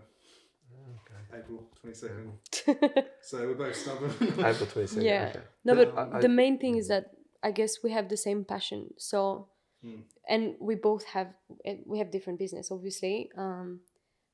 Sometimes people are like, why don't you just like work together? Even it was our tax accountant who was like, oh, you should just merge both of your businesses. But I think it's good if I have mine, he has his business. In the end of the day, we still have things to talk about because it's different things, but we help each other. We lift each other up. I think you guys are, like, I'm learning from you too. Trust me, I'm really enjoying this. I like you as a guy. I'm learning because I think you do a great job with Lauri on a guy's side. I can't, and as well you. But I think what I've noticed is that you both have come from a sports world, and the great thing is the accolades, but also the disciplines of gymnastics probably intrigues you, and you see it in the bodybuilding world, and you see the bodybuilding world intrigue you into your world. So I think there's some kind of, you have your own talents to make a synergy together. Yeah. Does that make sense, what I'm saying? Yeah, you haven't come from a bodybuilding world to a bodybuilding world, and you've come from here, and you've come from here, and you've come from sports science, university, and you've come from family upbringing. And I think somehow you're intrigued still, and he's intrigued. Yeah. And I think the intrigue is part of that. Yeah, I'm learning from him every day. Well, what about that super couple from Adelaide that produced Training with Kayla, or whatever her name was, Kayla. It's called Sweat. What's it called, Chris? Sweat. I think I know who you're talking about. A Greek girl. I just heard the Mark Boris do a podcast with her. And let me tell you, they were a couple. They got married. They had a child. But both in the fitness industry. They just sold their app business for $400 million. And that was a couple. Yeah. Kelly Innes. Yeah. But what I'm getting at is, I listened to the podcast with Mark Boris and her, and I listened to, I think his name is Tim, I don't know, is both very different, but the respect they have each other now that they're apart. Yeah. But what they did and how good they were at it, and when you talk about couples, he was methodical, business. Yeah. He was probably the one that wants to sit in podcasts and sit with boardroom meetings, and she was wanting to train people. Yeah. So you just got to look at that if you are to ever go into business together, is to realise, all right, you get the deals and I'll make the deals happen. In a sense, like, I think, but wow, $400 million sale. And I got to say, we were talking to Chris as well about with Muscle Talks. She said the one thing she had from the beginning was to not sexualize herself. Yeah. And I looked at a few things and she's right. She did a top job, and also she didn't take on every sponsor. Yeah. But that's a big thing. And she stuck to that to give her 400 million, where she said she was offered millions to wear something, do something, show something. Yeah. And I said to Chris, which we spoke about when I said about doing a video 30 minutes, I don't want you to be in a singlet. I need you in a t-shirt. Yeah. And I wouldn't want you I'd want you in a t-shirt too. So anything we do on Muscle Talks, you're going to wear a t-shirt. Yeah. You're not going to be in a singlet, nor are you. Why? Because I don't want to sexualize it. Yeah. And that's why I think we all need to, that's why, like, I'm just saying, you two probably, if you look at going into amalgamating something, think, all right, go and get the deals and tell me what the deal is and I'll produce the deal for them, like something like that. Anyway, they're amazing. It does make sense. Like, sometimes people come to me on Instagram and they want me to promote a brand or swimwear or sometimes underwear. Yeah. And just by respect for him, I know that there's a lot of things that I wouldn't do that maybe I would have done if I was single, like underwear or swimwear. But with him, I know that I would rather go towards a brand like, for example, Gymshark or, that is more. Well, 3AG's going to come soon. You can wear our gear. But Kayla said, just like you said, respecting Liam, she said she didn't sexualize herself because she respected her grandparents. And she didn't want to embarrass her parents. Oh, yeah. Well, she stuck. But but she put her onus on somebody else. So it wasn't selfish. You've done it on Liam. And I'm sure your family, but not on yourself. What do you care? You can wear what you want if you want to get money. But you're saying, the reason I don't do it is because I don't want to embarrass, well, firstly yourself, but knowing that to embarrass your boyfriend or your family or your parents, it's probably going to help you further, where others don't care what you think, what they think, and they'll go home and they'll explain over the dinner table, come on, Dad, I'm in a G-string, I just do it, I got money, but you're saying, no, I don't want to do it because, Dad, I kind of feel it's going to make you, and your dad might say, I'll be okay with it, but you're thinking, look, let me just stick with some foundations. Exactly, but the thing is that nowadays, the social networks and like people wanting you to wear something to promote them is just so big on Instagram, and it's really easy to say, yes, I'm gonna do that for you. It's nowadays, it's just everywhere, you know what I mean? And I know a lot of girls doing it, and I have nothing against it, but then this is where you have to know, where's your limit? Well, I like I said, I don't know, I see something big with you two. I think I'm so grateful that you're the first couple. We haven't finished yet, but I think I see a solid foundation together, and I like your vulnerabilities and I like your strengths and your laser focus. And I think as well in life, I've said this before, you've got to cull things away as long as you go forward. So something's got to just drop off. Friends, even families, attitudes, the way you acted, what you took, how you drank, if you drank, like whatever it is, you just got to start culling if you're going to go in a certain direction. So I said that with you, which is great. What is one exercise you blow your partner out of the ballpark in, both discipline, power and weight, form and attitude? So in other words, obviously you're not going to do the same shoulder press, but she's stronger at shoulder press. What is one exercise I blow him out and you say, she hasn't got me on that one? Oh, I think I've got one. Which one? Romanian deadlifts, but it's more so because he's got lower back. I mean, whenever you do it, you can't go too heavy because you've got lower back issues. All right, so you get him at his weakness. This is Taurus coming. You're April. His ego. You're April 20. Listen to me. You're April 22nd. You said. What are you? May 13. All right, you are full Taurus. Forget it. You've got a bit of Aries traits.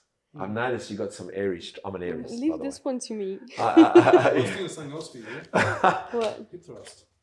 Oh yeah, but you just don't want to do it because your glutes are too big. No, but we're saying power to weight. You're stronger. Is she stronger? She blows you out of the park. I don't think I'd be able to do hip thrusts as heavy as you if I tried. I tell you, when I okay. see some girls do Yeah. hip thrusts, I'm like, how many plates is that? And I go, Yeah. and I give it a go, and I go, I can only go one plate, and I'm struggling. But these girls are lifting it, and the form and everything going on. So is it hip It's just thrust because or boys is it don't do Bulgarian? it in general. I mean, I started rock bottom as well, but you build it up. If Liam was doing hip thrusts since, But boys are doing me- hip thrust now. Gluteus is such an important part. A lot of boys I do it. I think Yeah. if you're going to go for a comp, I think if you're going to, you need a good glutes. I think glutes is a big part of bodybuilding now. It wasn't once, but now yeah, well, All depends right, when so you wait wear a it, minute. yeah. What did you say? What was the one? Well, I said RDLs, So like Romanian deadlift. Romanian All right, deadlifts. okay. But from him, apparently it's And which hip offended him a thrusts. little bit, but he'll get over it. And Yeah. obviously, he thinks it's the hip thrusters. So all right, we can go with that. What about you? What do you blow her out of the ballpark with? Besides everything, There's I'm a not. lot. Maybe No, chin-ups as well. Oh yeah. she good at chin-ups. I'm hoping. Yeah, so. But Just in do- gymnastics, you do a lot of Gymnastics. chin-ups. Yeah. Oh, man, she'd blow us all out of the ballpark, even you, Yeah. Chris. Mm. Jesus. Yeah, forget. Actually, everything when it comes to gymnast stuff. Calisthenics, yeah. Oh my Yeah. God! All right, we Yeah. can stop there now. Mhm. All right. Abs as well, maybe. probably. So there's nothing you're better at her than.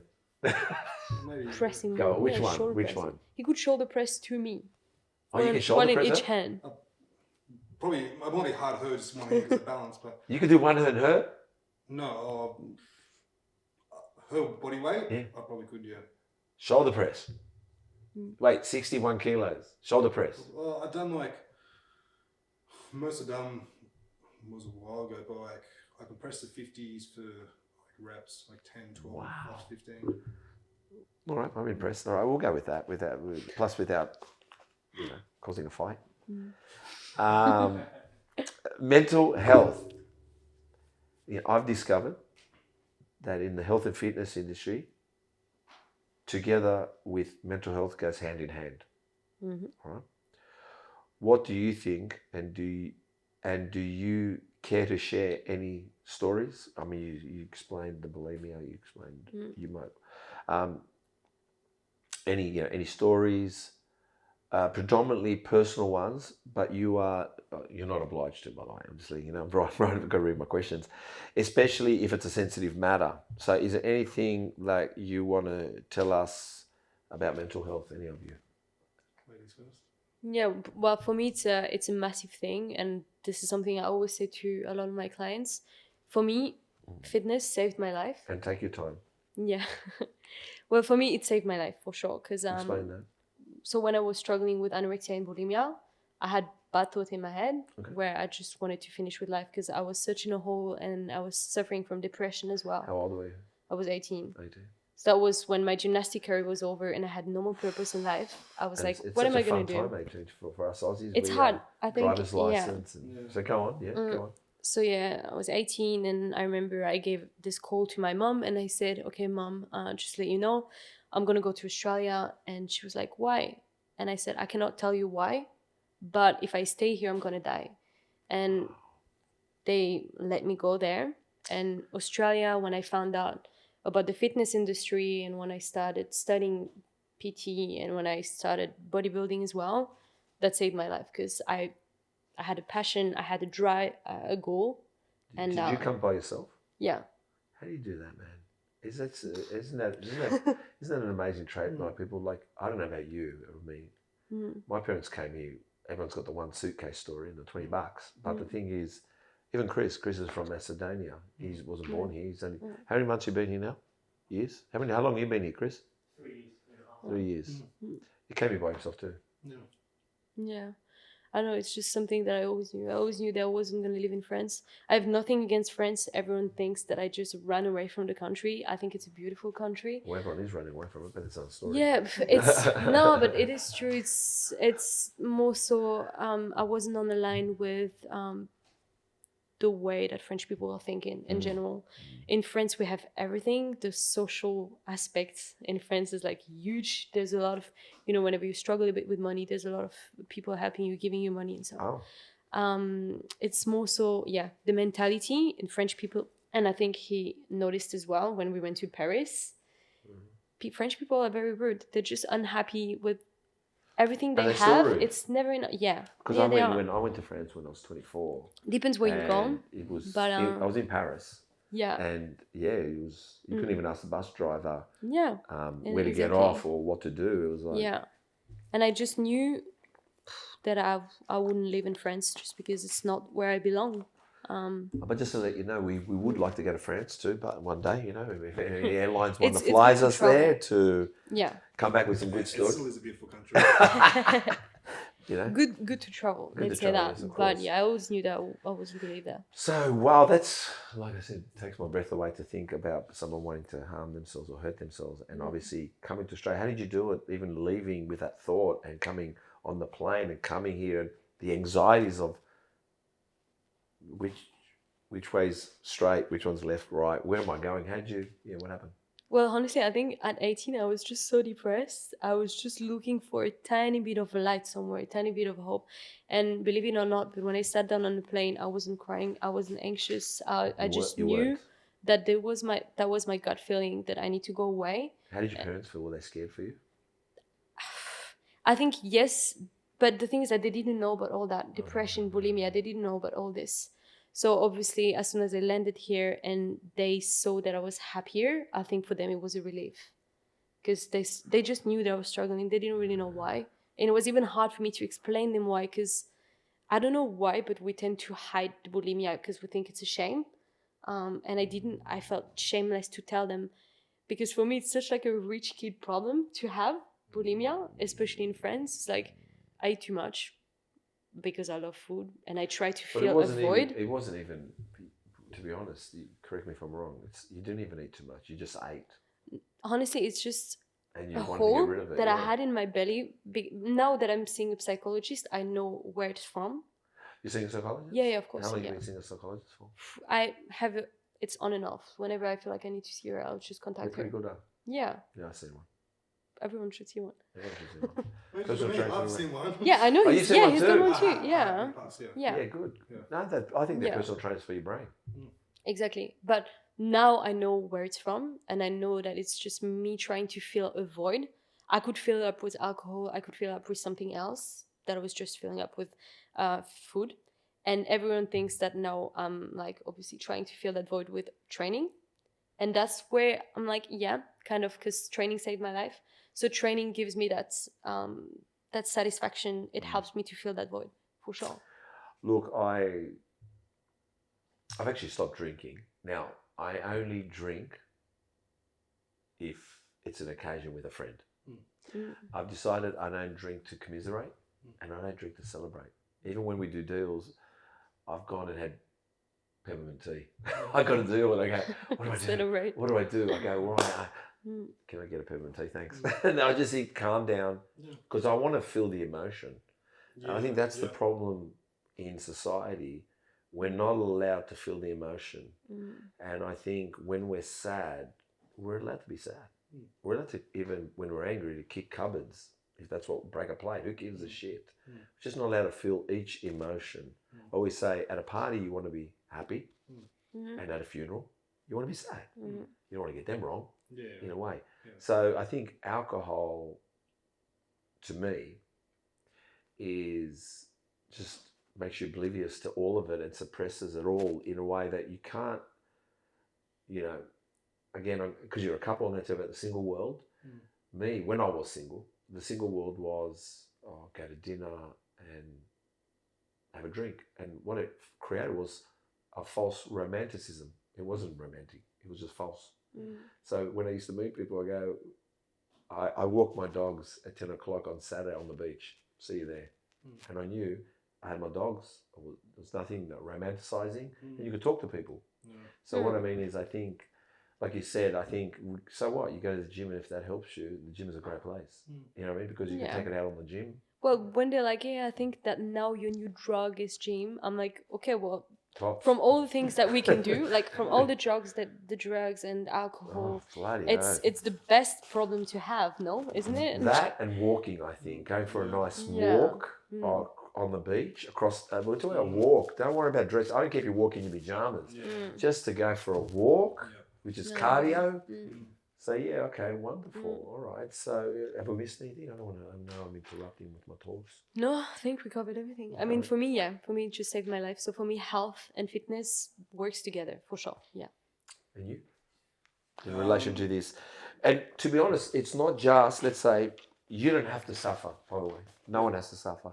But I guess in your industry, you do have people come to you and tell you mental health stuff besides your partner. I know that happens. So tell me, like you or your experiences around it with mental health. I guess quickly is experience in the industry. There's a lot. I think it's hidden a lot, especially through social media. Everyone needs to like look a certain way and all that stuff. So I think, and seeing social media, it's everyone's highlight reel. So feeling bad about yourself because you see all these people on here looking amazing. So I think there's actually a lot of mental health issues in the More industry. and more, for sure. And then combined as well, if PDs are used, that also can have effect on the brain. So that. Myself, anxiety. Yeah. In the past or still? Still. Okay. In the past, still. And again, she understands that. She knows that as well. I'm so glad. Good on you. So yeah, that's, I guess, me. I guess mental health for people, I think one of the biggest things as well is surrounding yourself with good people, understanding people. People want the best for you. Because I know it's something that I'm very bad at, and she'll agree. I don't go out and see my friends a whole lot, which I know I need to do more. I generally just work. But I tell him to see his friend. Like, go out. I know. Like, I love my job. I love work. So the biggest thing is try and spend some time with good quality friends who want the best for you. Like you said, going outside and getting in nature. I think that's a massive thing. Like, I don't know if you heard the term grounding. Yeah, yeah. So it's a little bit like hippie and all that stuff, but I think it really works and it's amazing. Yeah, look, I think without interrupting you, but I interrupted you, so I can interrupt you. I think that see, when you talk about grounding, the first thing I think about is your brain goes, "What is that?" When you're barefoot, what does that feel like? Even though you don't know you're saying that, that's what your brain's saying. Oh, that feels cold. That's interesting. So when you go for a walk and you go, "Oh, look at the waves," you're not even looking at the waves, but your brain's going, "There's waves. There's a bird flying." Because when you're depressed or you're falling into that trap of going inward, you become numb. You're not noticing anything really. Sometimes you go for a walk and they go, someone says to you, "Oh, look at the waves." You go, "Yeah, fuck, big deal." And you're just walking, But because I'm thinking your eyes are doing something, sending triggers. Your feet, grounding, I suppose, sending triggers. And I think like what Lauri mentioned as well, training, I think there's a lot of studies, or even new studies come out recently in regards to people with depression, and rather than using medication, just using like training or some sort of like kind of physical activity improves markers of depression massively. Yeah, for sure. My newest client, she came to me because she has depression. And she thought, okay, well, I'll give this a shot because all the medication that the doctors gave me doesn't work. She started training with me. It's been, 10 weeks? She feels much better. There's no medication that has helped her as much as the training did. I think, talking deeper in that, because I've mentioned it before, and by the way, Robbie Kiyosaki, I've mentioned this as well before, Rich Dad Poor Dad, we expect the sponsorship or some kind of kickback for, this is probably going to be mentioned throughout the whole fucking podcast, where we talk about reading, because the only book I read, by the way. But I've read How to Win Friends, Influence People, and you can tell I've highlighted everything. I'm just, in relation to helping people, or when people with depression, what I found was everybody, I'll give you one example quickly. I had someone that wanted to come and help me go for walks in the morning, which was nice. But I guess he thought when he came in the house, because it took me forever to come out of the bedroom because of how I felt, he started to lose patience. And then he said, "I'm not going to come in the house, you take too long, I'm going to wait outside." And for me, that's like, fuck off. That doesn't help my mental health. We have to learn that mental health is, if we're helping someone or the patience in it.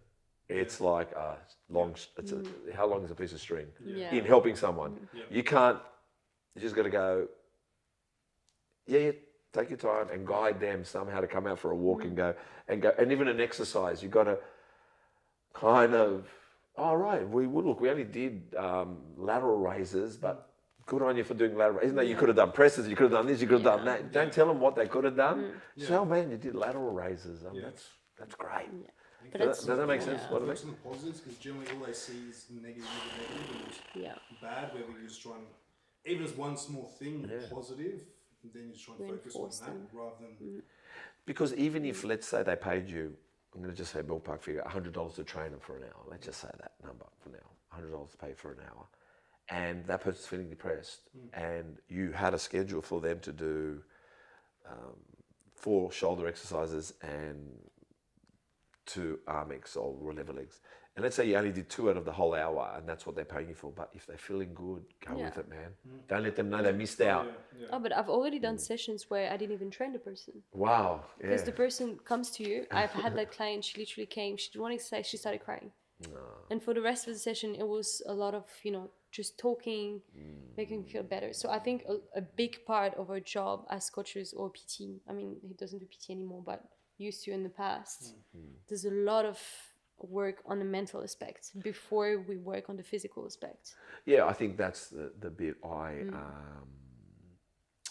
and I think when we've done it, when we've been in it, like I said, I checked myself in twice. Once into a public hospital by myself. I did have a sister-in-law that kind of got me there. And the second time was a private hospital, but I had to stay on my private health fund for 2 months before that was allowed to. So I had to hang on for 8 weeks. And even nothing, and I don't know what got me out, man. I just woke up one day and I said, I'm hungry. And the next day I was back at square one, and I realised I was not only hungry, I thought, oh great, I'll drink a glass of wine and celebrate. And that got me back in. And I said, right, I have to come back out again. But yeah, look, we're not trained psychologists, by the way, obviously not, but we're only speaking about personal experience, and we do believe you should see a psychiatrist. Yeah? Psychiatrist? Or psychologist? Not a psychiatrist. Sorry, I'm going to say no. What's the difference between them? Psychiatrists can prescribe drugs. Psychologists can't. And I'm sorry to you psychologists out there, or psychiatrists out there, I always mix up things. Great, good. But beforehand, I think psychologist, thank you for helping me out. I think the talking and guiding and let them help and guide you to a point if you need the prescription part, because they're always going to encourage you in many ways. Okay, so we're going to get into the body shortly, but last bit, what is one, I think we said it, I think a healthy mental tip. You said, I'm saying, if I had to give you a tip, a psychologist, walking and talking. They're the 3 I would give. You? Yeah. For me, I would say, first of all, always listen to yourself first. Always follow your gut, because one of the bigger things that I found when I was suffering from anorexia is I always had that, I always wanted to leave. I always wanted to travel. And everyone was just telling me, no, you have to stay here. You have to fix your issues first. And what helped me was to actually leave to Australia. So yeah, always listen to yourself first and see someone and talk, even though you feel like you don't need a psychologist, because it always helps to talk to someone.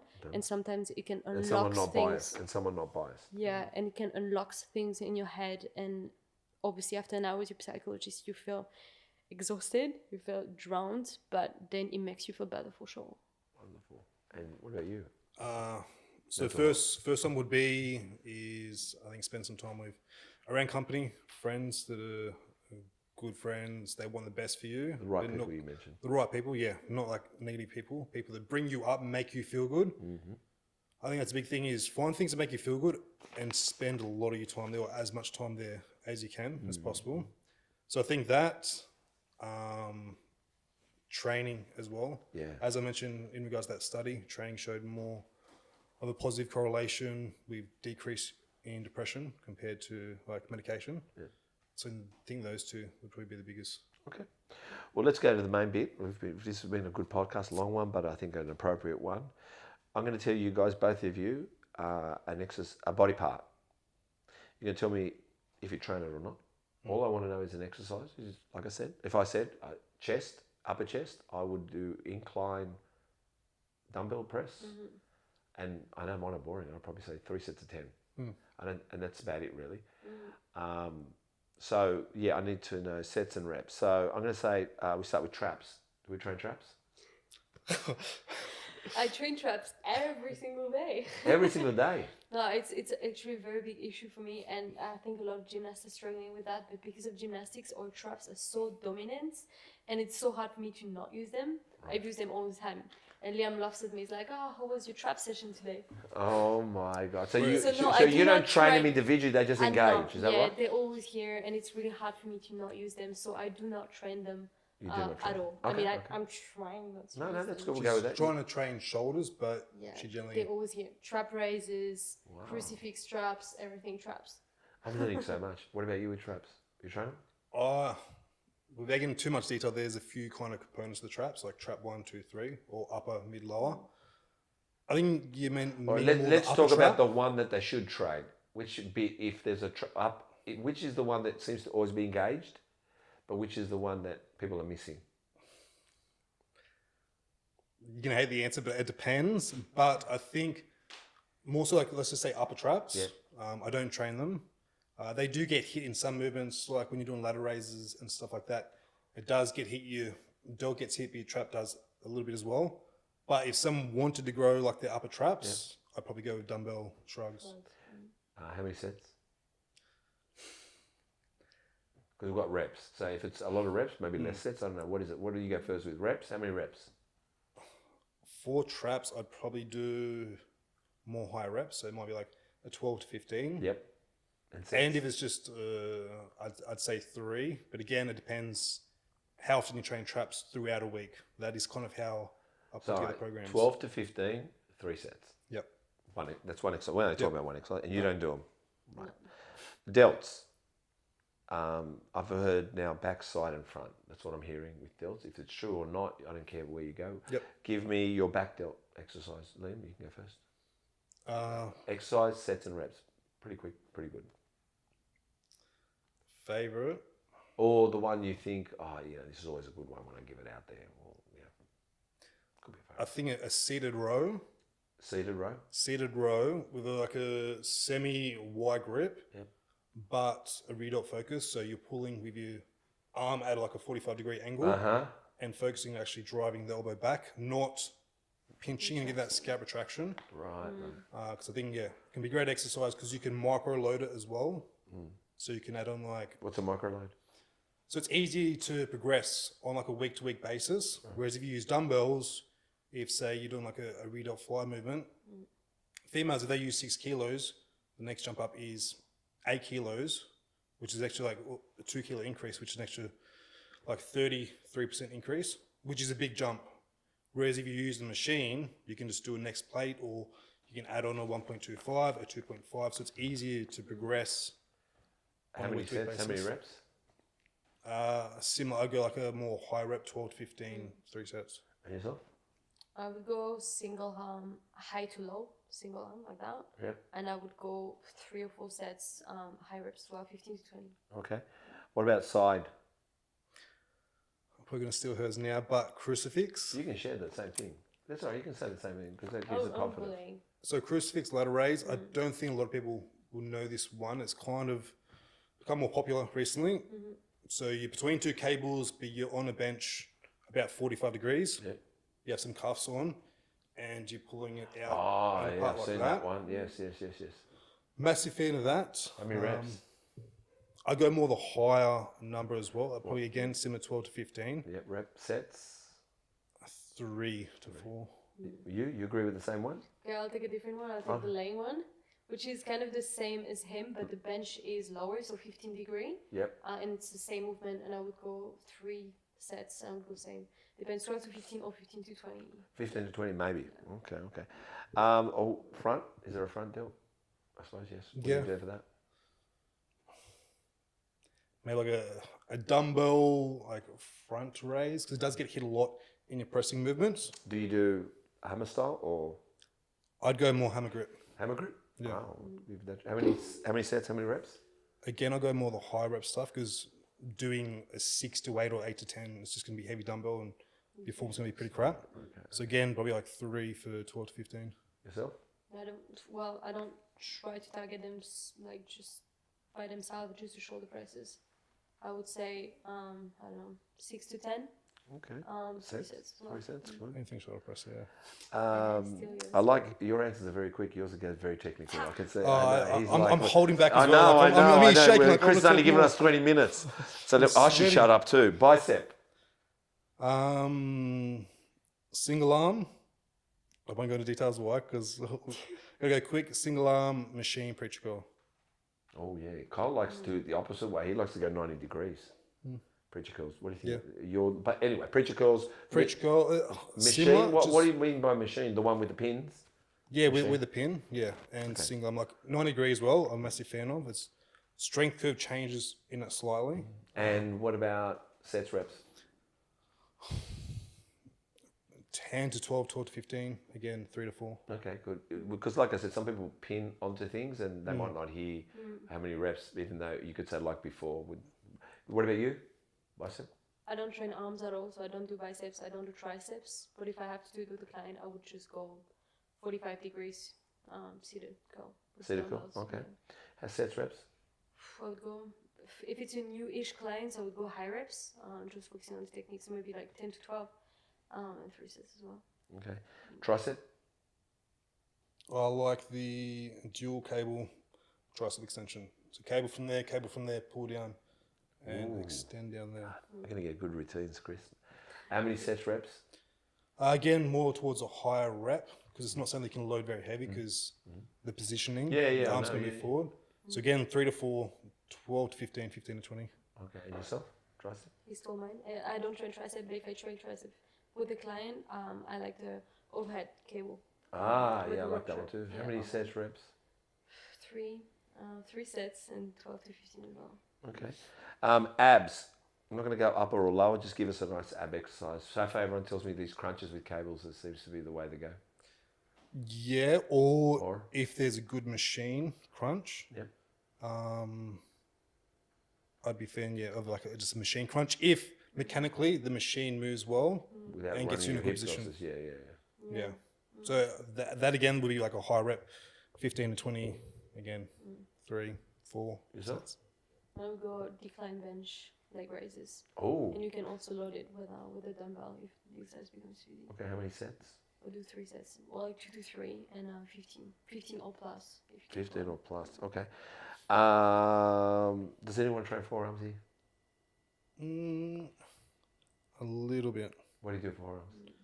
Not directly, but like using like fat grips on Yes. some things. Yes. Doing like curls, like a dual cable curl with the fat grips. Or even just like back grips, does it?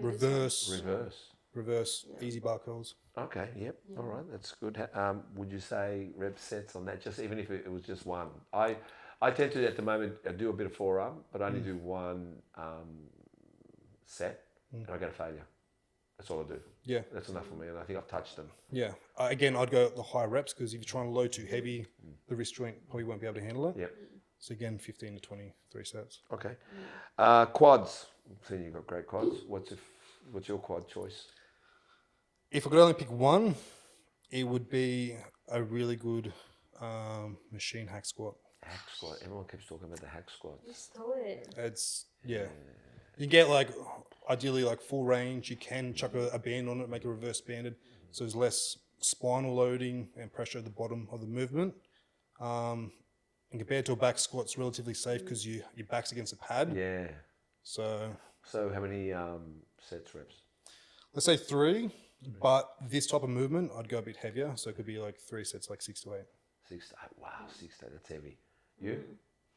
He stole mine. He does that all the Okay, time, doesn't he? like leg press or pendulum. Okay, I would say pendulum, with a narrow stance to target the quads as well, and same would go 6 to 8 reps, 2 to 3 sets. Wow, very good. Teardrop. Because I know it's quite a, because this is, I want to divide that a bit up because I like a good teardrop on a leg. I know I can see that's right. You've got it. Yeah, what is it? Just leg raises? What is your choice of teardrop? Not leg raises, it's more so it's part of the quad, so any kind of quad movements. But from what I learned back in the day, again, I don't know if this is fully accurate, but full knee flexion, so the knee fully bent. Yep. It's made like a split squat, Split squat. or full leg fully straight, like a leg extension. Yep. It's probably a leg extension. How many sets, reps? 3, 12, 15, 15 to 20. Yourself? Well, then I'll have the split squat.